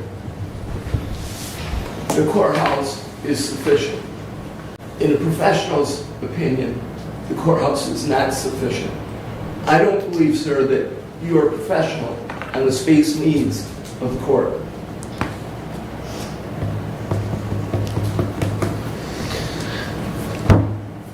Further, excuse me. We're getting away a little bit again as far as the amendment. The amendment is to change the date as far as the length of the term. So is there further discussion on the amendment to change the length of the term starting April 1, 2025 to April 30th of 2027? That was the motion. Is there further discussion? We will do this one by roll call and see if it passes or fails. Commissioner Wiley? No. Commissioner Benzing? Yes. Commissioner Leininger? No. Commissioner Ingalls? Yes. Commissioner Collins? No. The motion to change the lease term fails. So we're back discussing the lease as amended previously as far as the removal of the extensions.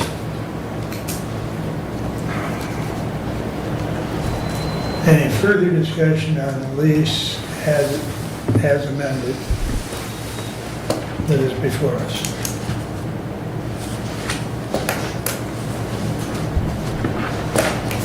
Roll call, please, on 25-099.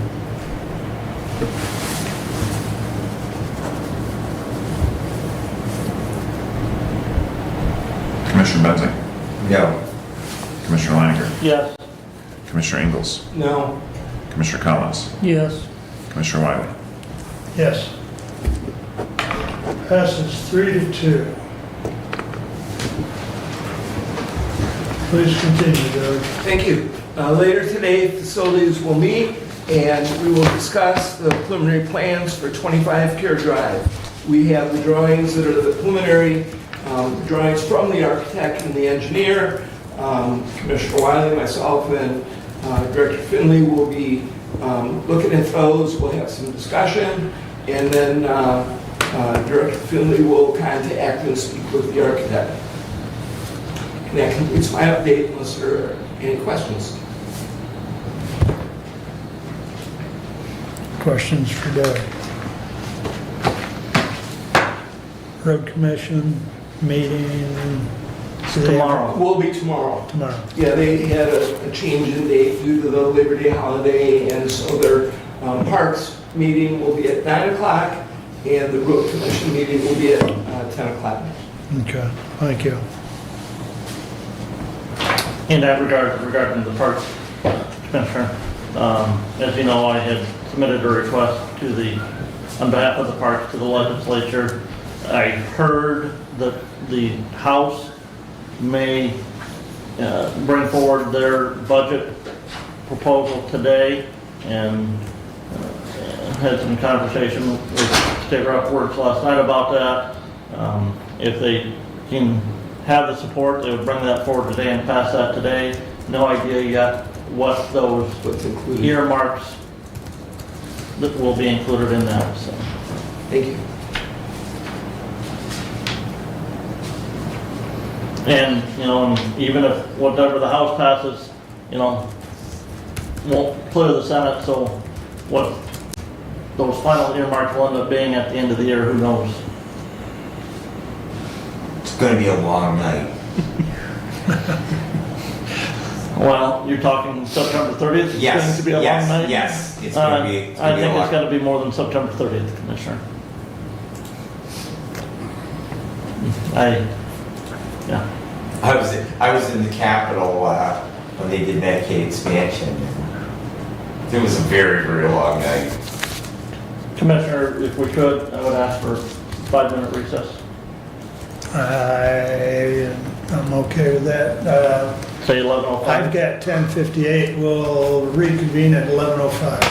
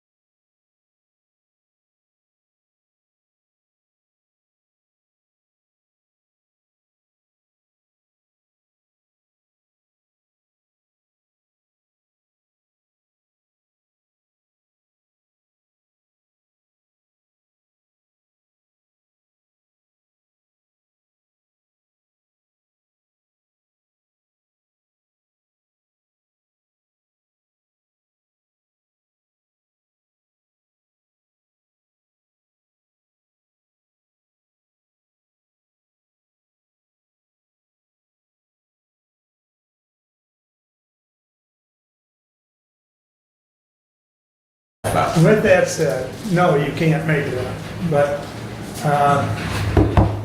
there's my, and we're back in session at 11:05, and,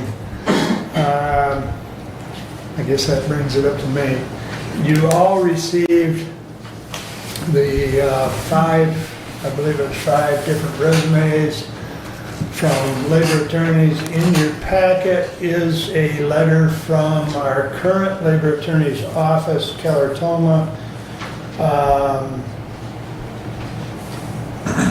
And that letter will need to be signed and sent back depending on what we decide to do.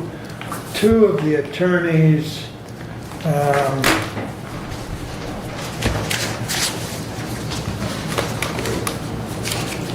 somewhere here. Let's see, Gregory Schultz and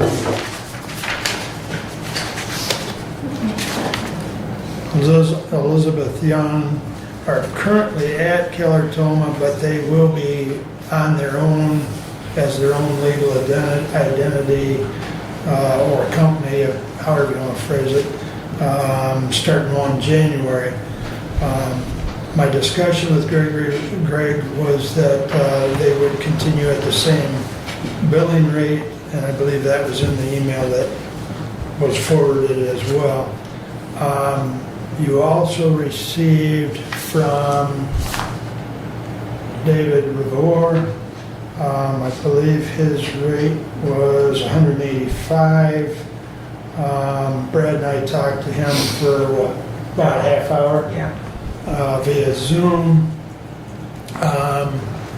Pretty down to earth. You've got his resume. Former police officer, labor attorney, et cetera, et cetera. And then you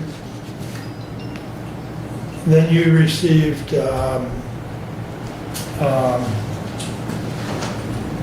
2 resumes from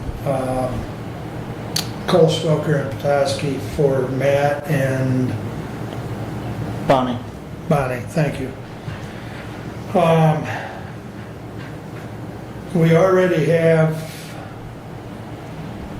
relations with Keller Toma. We already have relations with Cole Stoker. And I'm just throwing that out. That has really, I mean, it would be a new account if we started with the David Revore with the law firm that he has of McGinney, Hinch, Person, Anderson, and Revore. So the floor is open for discussion or recommendations. We really need to make a recommendation today, gentlemen, because I have informed the union reps that we would throw some dates to them for the first half of September to get started. And as indicated at the last meeting, Brad and I are both uncomfortable with not having legal representation as part of that process. So we need to make a decision, and then I need to notify them, which I've indicated to all these attorneys that did submit resumes, that I would notify them this afternoon of our decision. So it is imperative that we make a decision. So,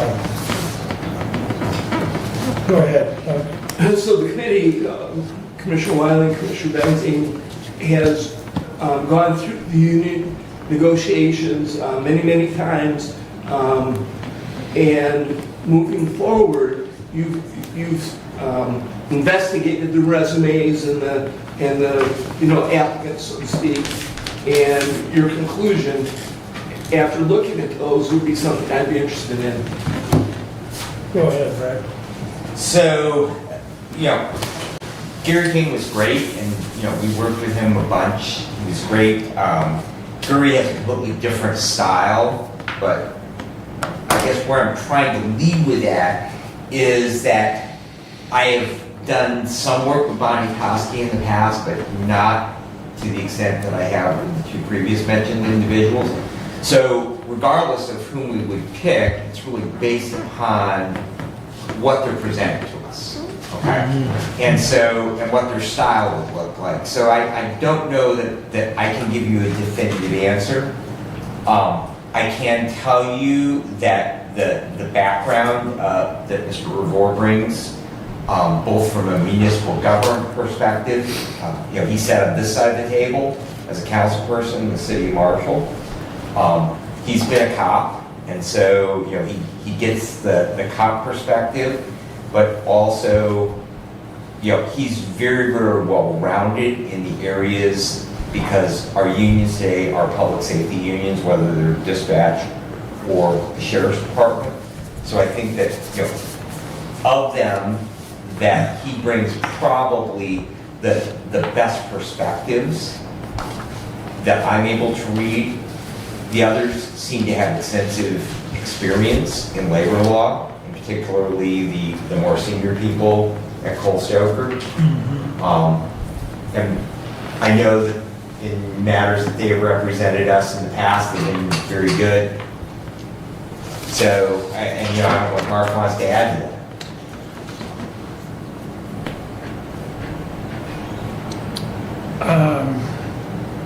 I guess the only thing I'll add is that, Branch County has used either Bonnie or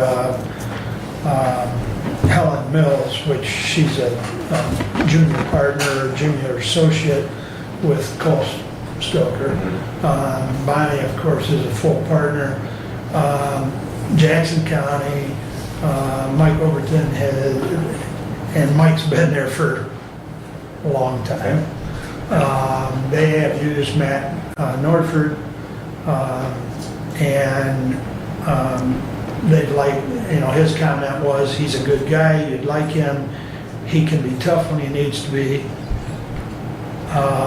And I've worked with Matt on a couple things when Dave Stoker's not been available in past years. My conversation with Greg, that is at, currently, part of Kellertoma.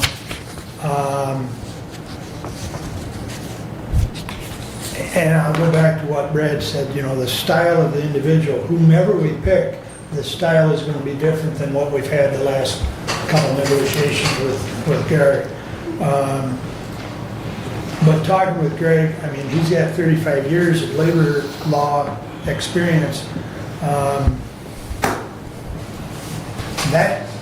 That kind of speaks for itself, I think. Now, I was impressed with the half hour or 40 minutes that we spent with Dave Revore. So this is not an easy decision, but at the end of the day, whomever we pick, it's going to be new, because between Gary King and Vergara, that's all we've had in the last 20 years. So we've got a bunch of contracts with those two people. Absolutely. So I have two follow-up questions. Okay, go ahead, please. Okay, and one would be regarding the rate, that needs to be part of the discussion. And then the other aspect is, if we're talking about labor negotiations, the labor law aspect, to me, is where I would lean, as opposed to the relationship with, sitting on both sides of the table and in law enforcement and so on. I think that in negotiations, sometimes the hard nose is what you need to have, and very firm, the experience with the labor law, to me, is where I would lean. So as far as rates, Kellertoma would be the cheapest of it, $165 per billable hour. Correct. Dave Revore would be next at $185, and Cole Stoker Toski is at $215. Now theirs did have a rate in there for a paralegal at $100 per hour for some of the work their paralegals may do. I don't know what that rate is at either of the other firms, but just as far as the base rate,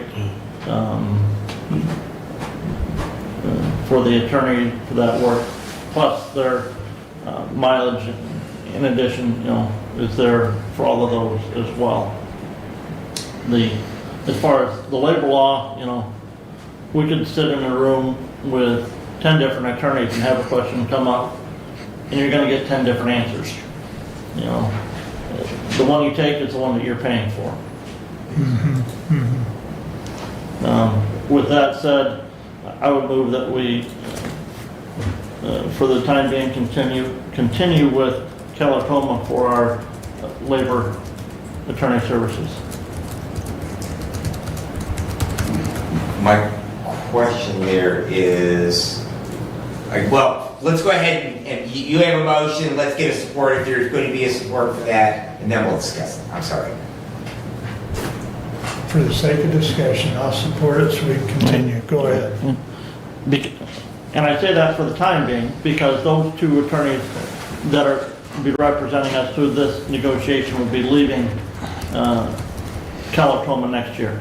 So we will be able to see if we can work with them on a short-term trial basis. And it gives us a crunch as well we need to get these contracts negotiated before the end of the year, before they leave Calatoma. And I have discussed with Greg as well as,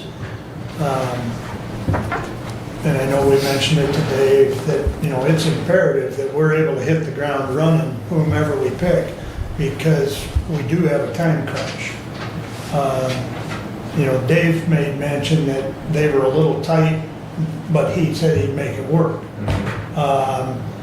The other ones, when I talked to Cole Stoker, they were the same way. They've got a book of clients. I mean, it's simple as that. And, so they're all aware of our situation, I guess is what I'm saying. And the length of term of this agreement is short term. Is that correct? The way we've been set up currently, because we could not find anything as far as a contract per se, is it's been basically billed on an hourly basis. And so it would be... And that hourly rate is $20 an hour cheaper than the next. Yeah. So... so it's not a one-year agreement, it's not a 6-month. No. Yeah. And I'm not sure if we mentioned that to David at all, but I know in the other ones I've talked with, I made it very clear that we wanted to continue on, an hourly rate billing. Because I also talked to him about the fact that we would, because we don't have HR, from time to time, we would have a labor law type question that we would need a response to. So they were all receptive to that, and I don't remember if we mentioned that. Yeah, we did. Did we? Okay. And again, we're probably going to be looking at this in January as well. Whether we switch with, if we continue with Calatoma, we switch with those attorneys to their firm, or then we look at somebody else. But we've been with Calatoma, they've got our files. To me, that's... So let me make a clarification.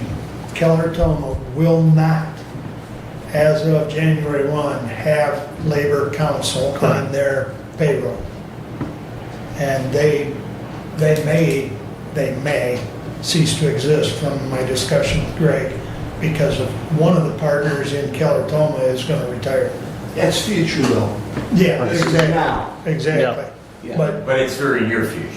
Yeah, it's very near future. Yeah, very near. But we'll have the negotiations complete by then. We should have negotiations Correct. complete by then.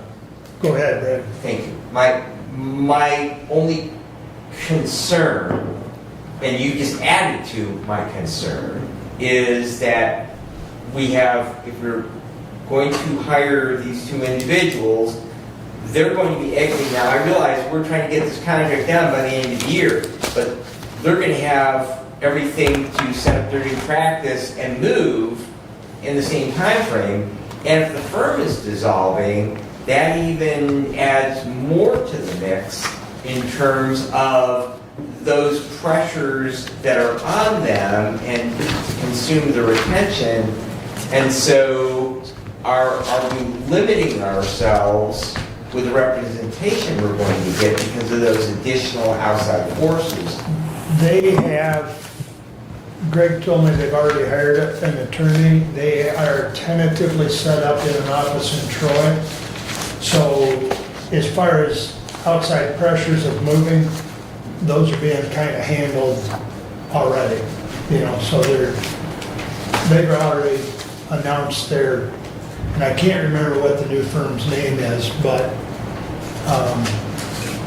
I don't think that's a concern as much as it should be a smooth transition is what I'm saying. When do the current contracts expire? December end of this year. 31. Okay, so what is the likelihood of contracts not being complete? That's not an option. They will be complete. Yes, sir. And the folks that are moving with possibility of dissolving their firm have time between now and December 31 to complete the project. Absolutely, in my opinion.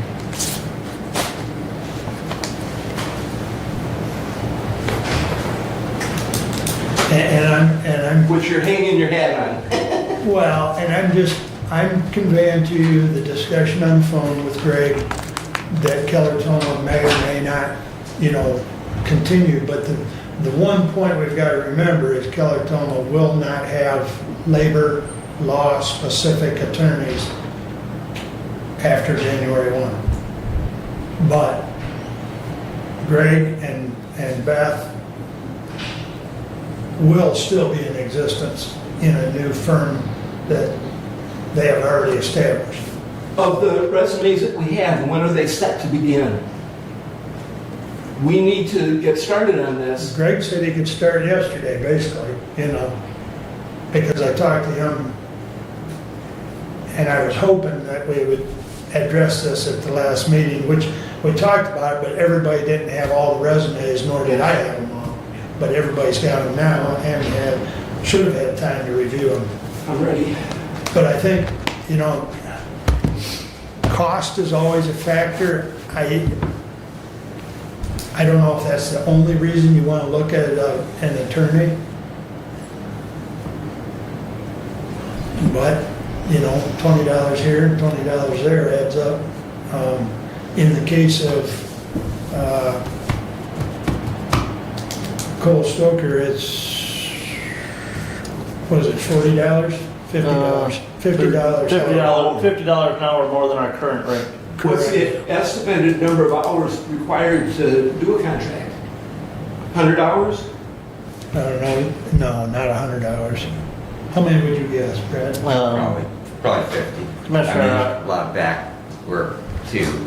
I forget the number right now. I know we increased our budget line item for this year for labor relations on the Board of Commissioners side because of we knew that, I think we had budgeted $15,000 for it. So, knowing that we had all four labor contracts to negotiate this year. But to that, remember that Central Dispatch pays the legal expenses out of their budget. Correct. So that would be at least a quarter of what we're spending. Right. And I do know, and you made reference earlier that there was a different rate in the Cole Stoker proposal for a paralegal. Yes. I do know that last time we negotiated with Central, which was 2 years ago, there was a different rate on the Keller-Toma bill for preparation of the contracts by, and I think that's Sherry Dockery that is the paralegal that put that together. And I don't remember the rate, but it was lower than the 165. So. And, you know, I will just add that, you know, $40 an hour rate difference seems like a tremendous amount, but if we get a significantly better contract, we're obligating for either 3 or 5 years with our employees, and so and I don't have the basis to make a decision that we're gonna save that money back, but just as part of that discussion, you do have to consider with legal representation, you get what you pay for many times. Right. And so consequently, that if we end up getting a less favorable contract to the county, if the amount of money that we pay, You make a good point. I mean, you get what you pay for.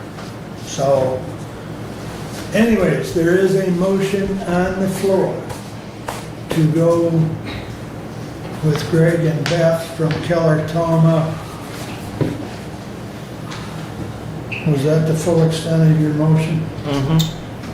I just had a motion to continue with Keller Toma for our labor attorney services. Okay. Further conversation. Have we used Cole Stoker for anything else? Oh, yeah. Hillsdale County Senior Services Center versus Yes. Hillsdale County Board of Commissioners. Yes. We, And up till a few years ago, we were using them for everything outside of labor. A few years ago, we started using Tom Thompson for quite a few general items because of rate and because trying to keep our business local. But we still use them. Okay, thank you. And they are tied into MAC, which I'm sure you're aware, Cole Stoker is kind of the and law firm for MAC. Wellwise uses Cole Stoker. Bonnie is the council representative for Wellwise, so Thank you. no.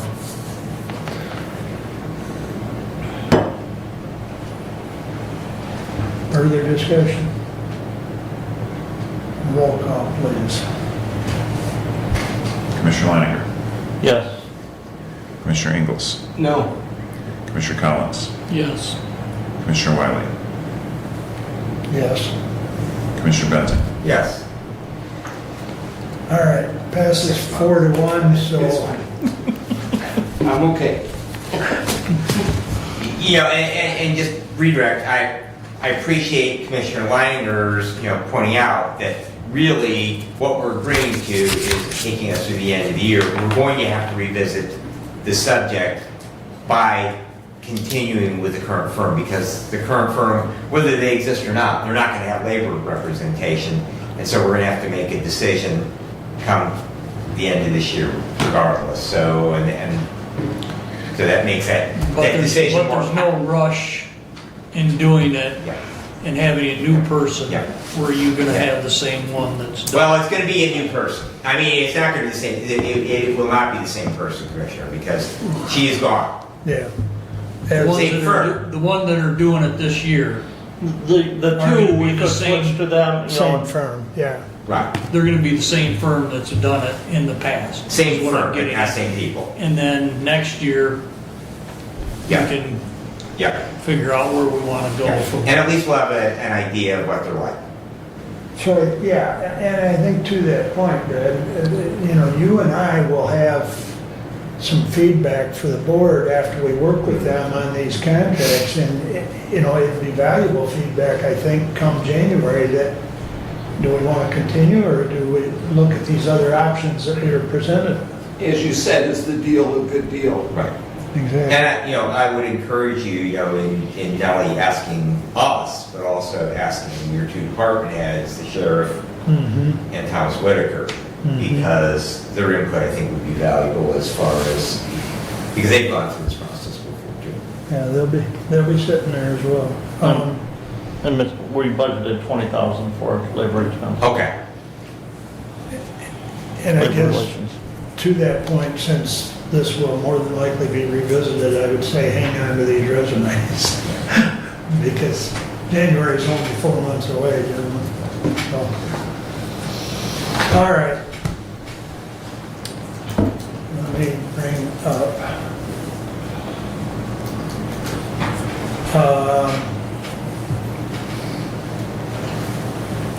So Abe and I'll take care of that letter that is attached there as far as the Keller-Toma letter, and we'll get that sent back. And I will email the other attorneys notifying them that we chose to go a different path. At this time. At And this again, time. that could be, Yep. we're gonna be looking again come January. Mm-hmm. Okay, very good. 25-112. Oh, thank you. To the Honorable Board of Commissioners, whereas the opioid committee met on August 13th, 2025 and recommends the expenditure of up to $90,000 from the opioid settlement funds to be awarded to the Coalition for Youth Drug Abuse Prevention. Now therefore be it resolved that the Hillsdale County Board of Commissioners authorize the expenditure of up to $90,000 from the opioid settlement funds to be awarded to the Coalition for Youth Drug Abuse Prevention. Respectfully submitted, Mark Wiley, Chair. Support. Moved and supported, and I'll say a couple of things. And then I'm sure Brent can chime in, but we looked at this. This was something that came to us 4 or 5 months ago. yeah, it's been, and then we actually had a gentleman here that is part of that coalition and talked to us on the 13th. There is a web page that if anybody's interested, it is and it's all one as far as putting it into your browser, let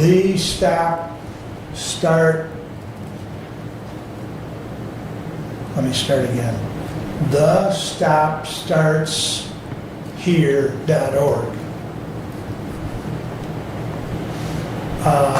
And that gives you, if anyone wants to look at it, it gives you a little more idea. One of the things they're going to do is target, and I'm sure we've all been on your YouTube or Facebook or whatever browser you're looking at, and these little ads or commercials pop up, and it says your video will resume after the ad or whatever. So but most of them you can't skip until there's more. But anyway, I mean, you can skip all of them. They've had some effect in different locations. This will be the first, like county project that they've approached. They actually wanted more than 90,000, but we've kind of tapered it down. And it fits into Exhibit E, which you've heard us talk before. Exhibit E is kind of the guidelines of how we can or cannot spend this month. So their idea is to target using some of these apps that I know I don't have, as far as Snapchat and Instagram and whatever else, and target some of the youth with different ads or, prevention type. So anyways, Brent, you want to add anything? As Commissioner Wiley knows, I won't be supporting this. It came from the committee, but I couldn't support it there. To me, it's an upstart entity that we're funding this to from Arizona. I have a problem being a guinea pig on this and funding it to an entity in Arizona. I'm a little leery of, so. Let me come back to that. The way we got it presented to us was via Josh Palladino. And so that's the local contact for, and I don't have the name of that individual that came from Arizona, but long story short, that's how that connection is. So go ahead, Brad. Thank you. I will not be supporting this as well. It's really funny reading through the documentation. they talk about, how great the things like that we were doing back in the 90s were. Well, gee, we reduced drug use in the country by nearly 65%. Well, I sure don't know, but I can't speak that we did. But you talk to people now about like things like DARE, and it's like, we didn't do squat. And basically what this sounds like a reinvention of the DARE program, but we're going to do it on TikTok this time. But it gets even better. Looking through here, and I understand we're only funding partially. They requested $120,000. They're going to deploy their video, social media, and production team for $30,000. We're going to have $20,000 for the production of a teacher's prevention playbook and student prevention workbook. Commissioner, if I that was one item that was scratched from the list, that 20,000. Just saying that they asked for $120,000. We're funding it at less, so they got to figure out it's a budget. But $20,000 for a playbook, but how are we going to, I know Chris Firestone's worked really, really hard and still hasn't been able to get into all of our public schools in the county. That's great, we can produce this stuff, but it doesn't mean that we have any plan to actually make them use it. But this is the part I love the very best, and I wanted to read this for the YouTube video as part of their presentation. $20,000 for the president and vice president travel and lodging between Phoenix, the home base of CYDAP, and Hillsdale. First class, nice hotel. And there's probably no hotel you could eat up $20,000. But this is supposed to be an online thing. Why the heck do they need to come visit Hillsdale? And then another $20,000 for administration costs and statistical research and analysis for outcomes. But no saying what is going to happen with that outcome. There's no follow-up, there's no benchmarks, there's no nothing. We're just writing them a check for some feel-good stuff that sounds just like the DARE program. And there's no way to measure that it actually worked, but we do know the DARE program really didn't do a whole lot of good, and the other stuff we did before didn't do a whole lot of good. And so I'm just laughing at this whole thing. You didn't read the opioid committee proposal, which cut that travel in half.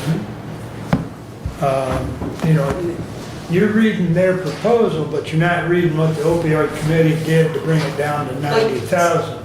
Why do they need $10,000 to travel back and forth to Hillsdale for something that they're going to do on social media? Well, their idea was they were hoping to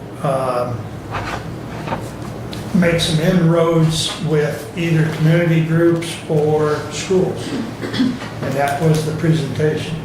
And, their local contact, and I believe Josh was going to try and assist them in any way he could. That was the contact.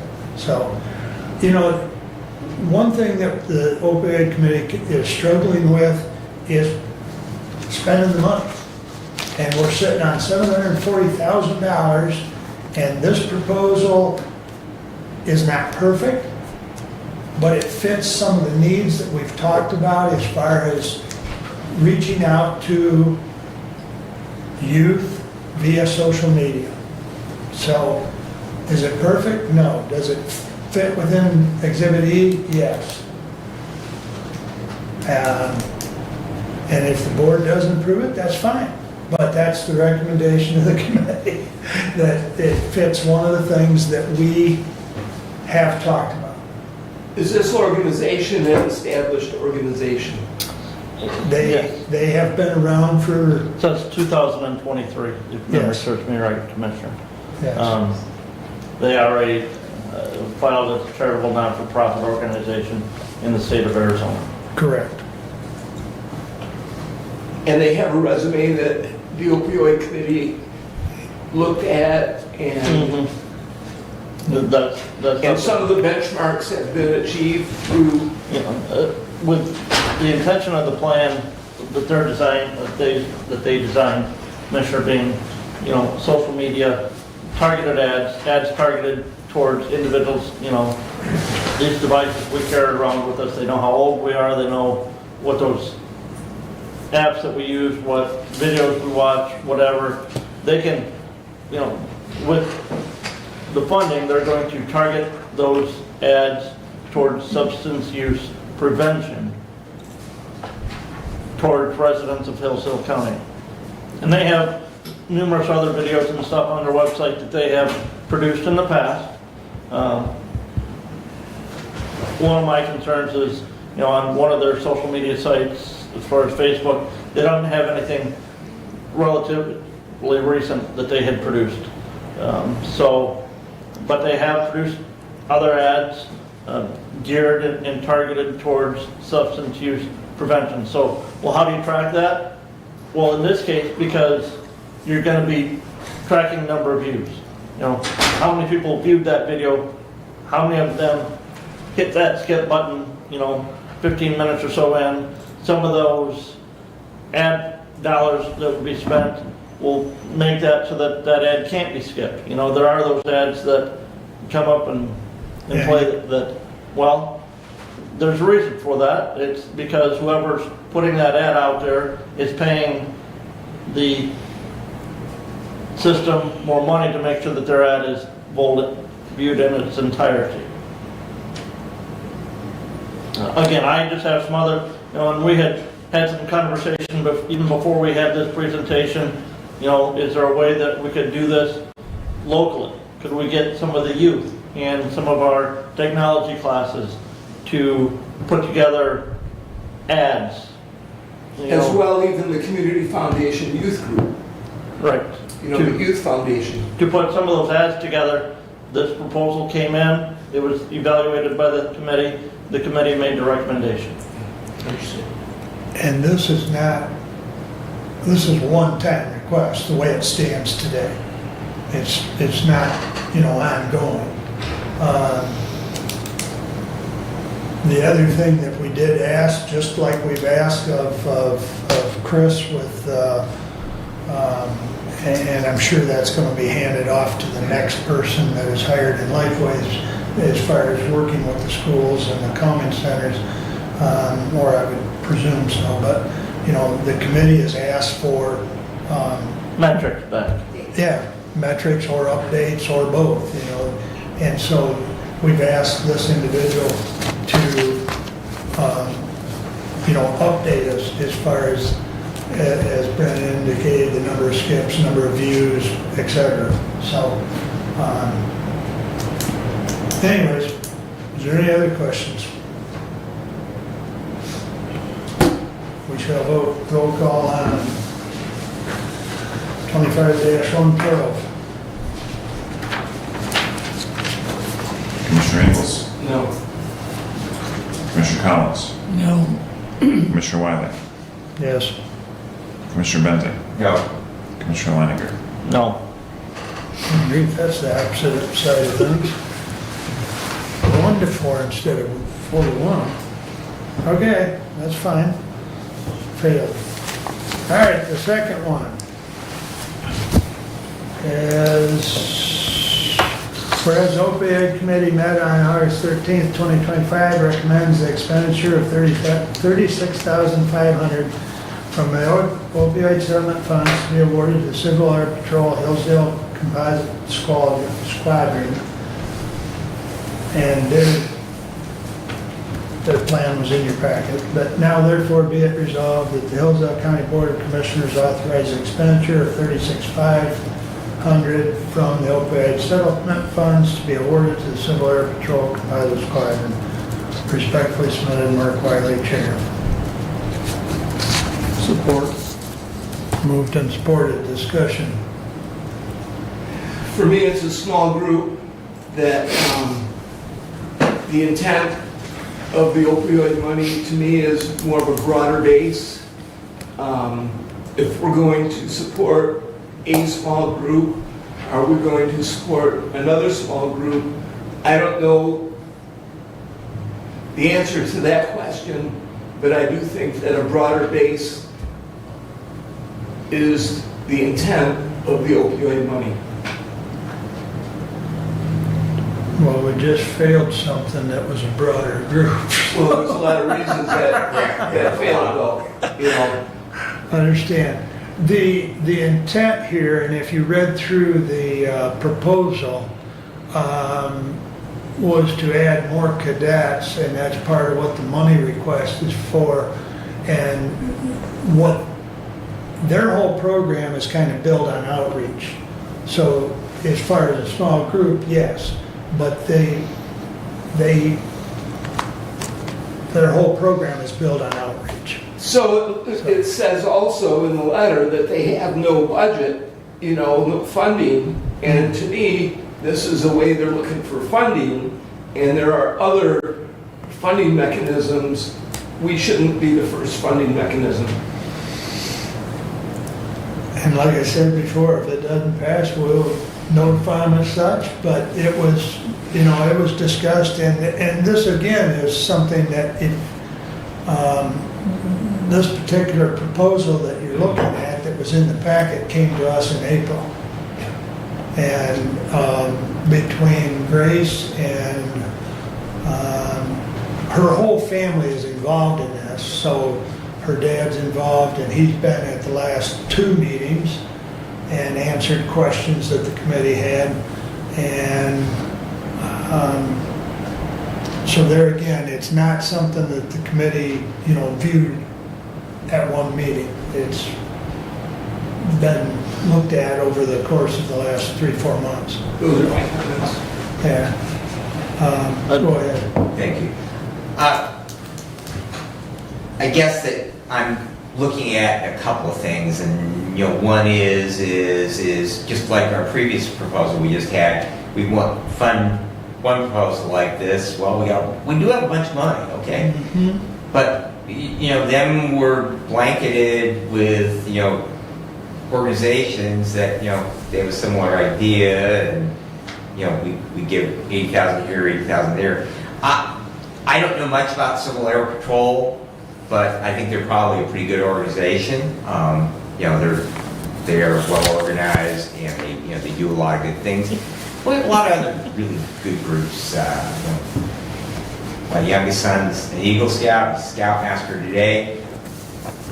Scout America, Boy Scouts, whatever the name is this week. They're a great organization. Girl Scouts is a great organization. Politically, I don't necessarily agree with some of the things they do at the top, but overall, the women that I've seen that have been involved with that organization, they seem pretty well-rounded people, and they've got some great programming. And I think there's probably there's the Awana program in many of the local churches. There are other. I know the LDS church, they now have their own type of program model after Boy Scouts, after they parted ways with Scouting a few years ago. There's probably a lot of great programming out there, but I don't know that supporting them is the intent of the opioid funding. And most certainly, if we are going to fund this at $36,000, I would certainly encourage YouTube video. I would certainly encourage all of those other local organizations that have youth programs that are similar to this, that help model good, upstanding adult citizens of the community. I would encourage them to apply to the opioid committee as well. But I don't really think that this was the intent of what these funds are for, and so therefore I will be voting against it. But again, no opposition to CEP. I couldn't agree with you more, Brad, that every one of these civic groups, or whatever groups, submit proposals. And we have put that word out in many different ways, and we have gotten zip. This is one of the few requests we've got from a local entity that even remotely fits into Exhibit E. So, you point to YouTube, that's fine. I hope every viewer spreads the word, because that's one of the frustrations of the committee. And it's one of the frustrations that Derek has expressed to us. We're sitting on this pot of money. We've got Exhibit E that restricts how we use it, and we've appealed to the community to get some help as far as proposals, because the committee is not the one that's gonna go out here and do the program. We're just reviewing proposals, okay? And we get squat, you know? So this is one of the few that we've gotten from a local entity, and that's why we bring it to you. But I couldn't agree with you more. If the Lions Club or the you know, whomever, we'll look at them. We'll look at any proposal that somebody wants to bring. I can't tell you how frustrating it is for the 6, 7 of us to sit here. Yeah, 7 of us to sit here, and we can't come up with ways to spend the money because one of the problems is we're not getting proposals that fit into Exhibit E. And I hate to keep referencing that, but that is the kind of the Bible, if you will. You know, go ahead. And I appreciate your efforts. I really do. I don't want to take anything away from the work because it's not easy doing this, okay? And I appreciate your efforts. And I guess I come back to the idea of spending money just because we have money. And you know, I mean that's really what I'm beginning to hear is when we have all this money, and I don't disagree that, you know, we have to figure out ways to, you know, make it fit. And I know there's been talk of, well, we don't make it fit, then, you know, there's going to be an audit eventually, and so, you know, if we do stuff that's outside, but I think we're reaching at this point to try and spend money just to spend money. Well, I really do. To your point, though, there are proposals that we have not brought to this board. There are proposals that the committee has just flat denied. And so, this is what, maybe the probably the fourth one that's come to the board. No, we've had more than that because we've brought 2 forward and that have been approved by the board already. The Okay. elephant in the room from the health Right. department and the Calming corners. Calming corner. Yeah. And to that point, the legal counsel, or the legal guidance that we're relying on, Mr. Tim Dixon, who's not practicing law and giving that, but serves on that committee and is the juvenile magistrate employed here by the county, says that he feels that this proposal fits squarely in to the substance use disorder prevention that's outlined in Exhibit E.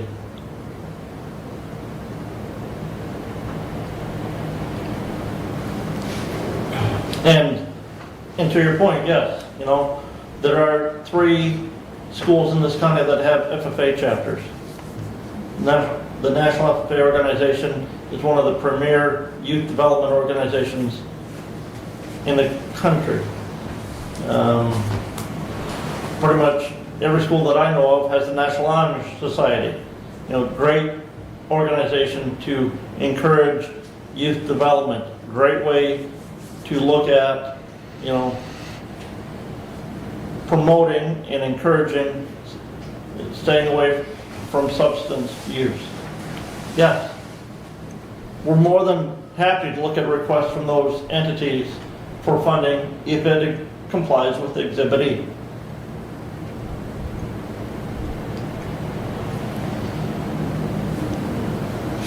The clerk has asked if he may say a word or two in response to, if you read through this, she mentions the Red Ribbon program. So if you would, please.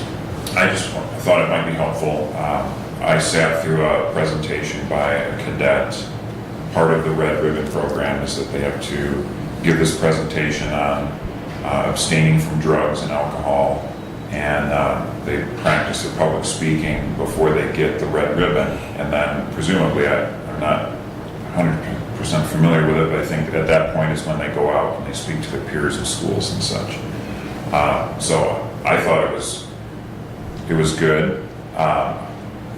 Obviously, it was just getting started with public speaking, but it was good practice for the cadet. They did a good job of making arguments why you should abstain from drugs and alcohol, and if they're going out and speaking to their peers on that issue, it's my opinion that their peers are going to listen to them better than they listen to an adult. So. And if memory serves me right from the presentation on that Red Ribbon pledge, it's not just drugs and alcohol. Their pledge, they refrain from caffeine and energy drinks and yeah, you know. I said the same thing when they said no caffeine. I'm Yeah, like, before dishonored. can't do that. Huh? Yeah, so right, and right, it is peer-to-peer mentoring then from those cadets back up their peers of their age, encouraging them to avoid drugs as well.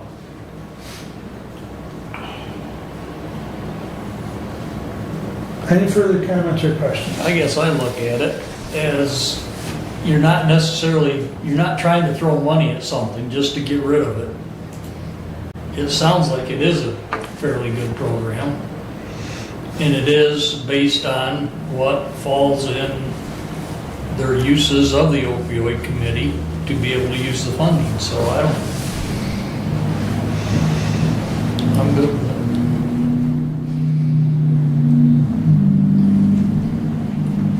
Roll call, please. Commissioner Collins, Yes. Commissioner Wiley, Yes. Commissioner Benson, No. Commissioner Leininger, Yes. Commissioner Ingles. No. Passes 3-2. All right. Thank you, gentlemen. Just a couple items. I handed you out a flyer on this torch run. It is a 5K, and of course all the information's on there, September 7th. Special Olympics. Sergeant Gates was at the Spark meeting last night. He handed these out. He also talked to the Spark board as far as some kits that he has been able to obtain. He's been with the department approximately 25 years. He's been involved with Special Olympics for about 18. And so he's been able to get a grant. And these little kits that are now in the patrol cars, and he's worked with the deputies, have some items in there as far as like a whiteboard. There was it's like a stuffed dolphin,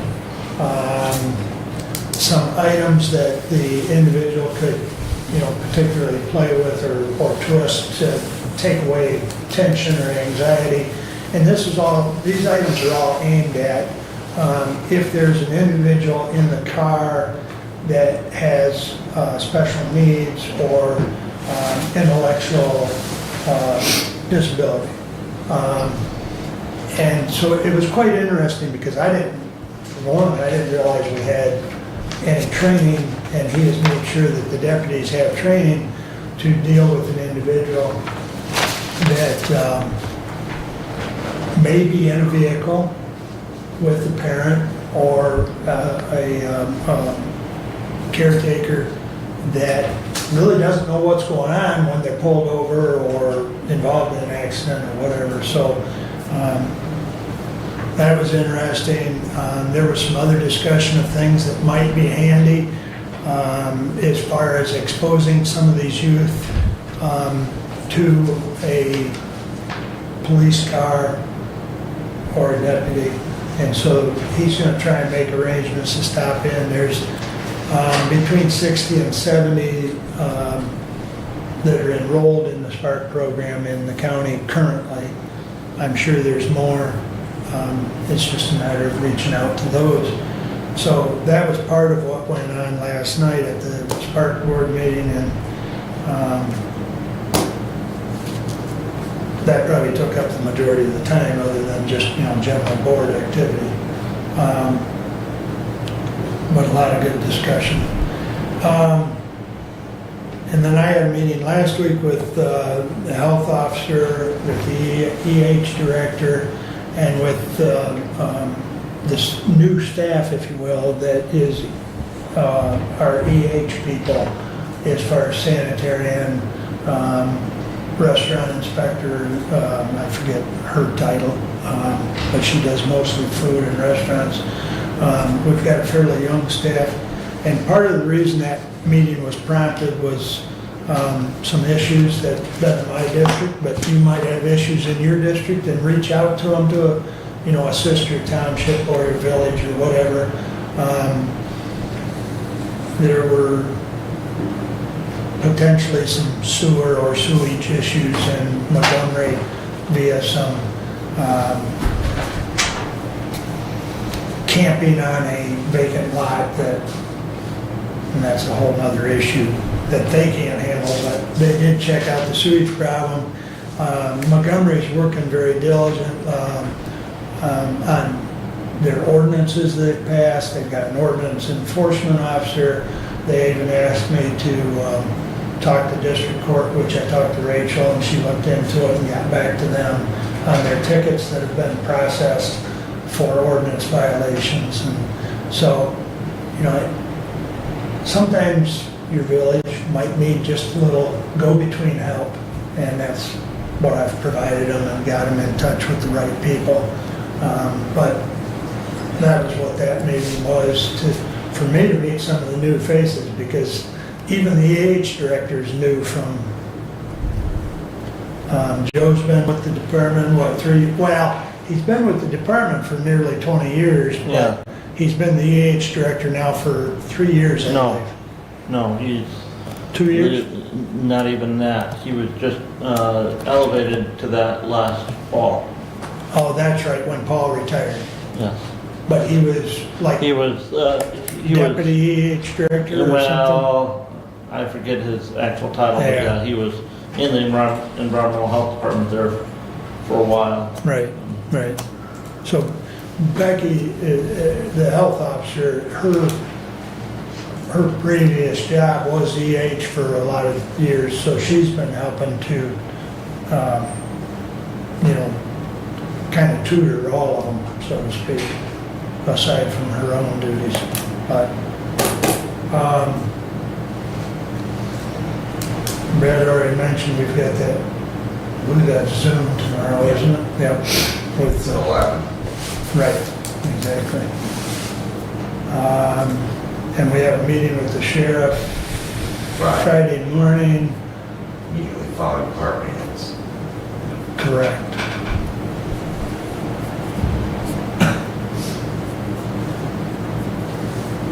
We might have to change that time a little bit. I was planning on I'll come in to town and do department heads, probably from here. Okay. So,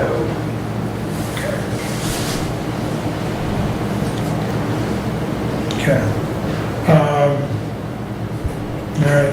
Well, that's all I have, unless anybody has a question of me at this time. All right. Brings us back to public comment. We're warm now. Talk long enough, they leave, the guy. All righty. Thank you all for coming. That brings us back to additional business. Ted? Brent? Got an email here a little bit ago from the health officer. Earlier this year, the Board of Health approved a bid for some work on the exterior of that building. We're going to be replacing all of the wood, soffit, fascia, and dormer. That work is to begin in October and should be finished by the end of the year. So, and the health department is paying for that expenses, part of the lease agreement there. And it was part of her update. Anything? Nope. Yeah. There is a book by Norman Vincent Peale, The Amazing Powers of Positive Thinking. So we need to stay positive on many items. With that, we're adjourned.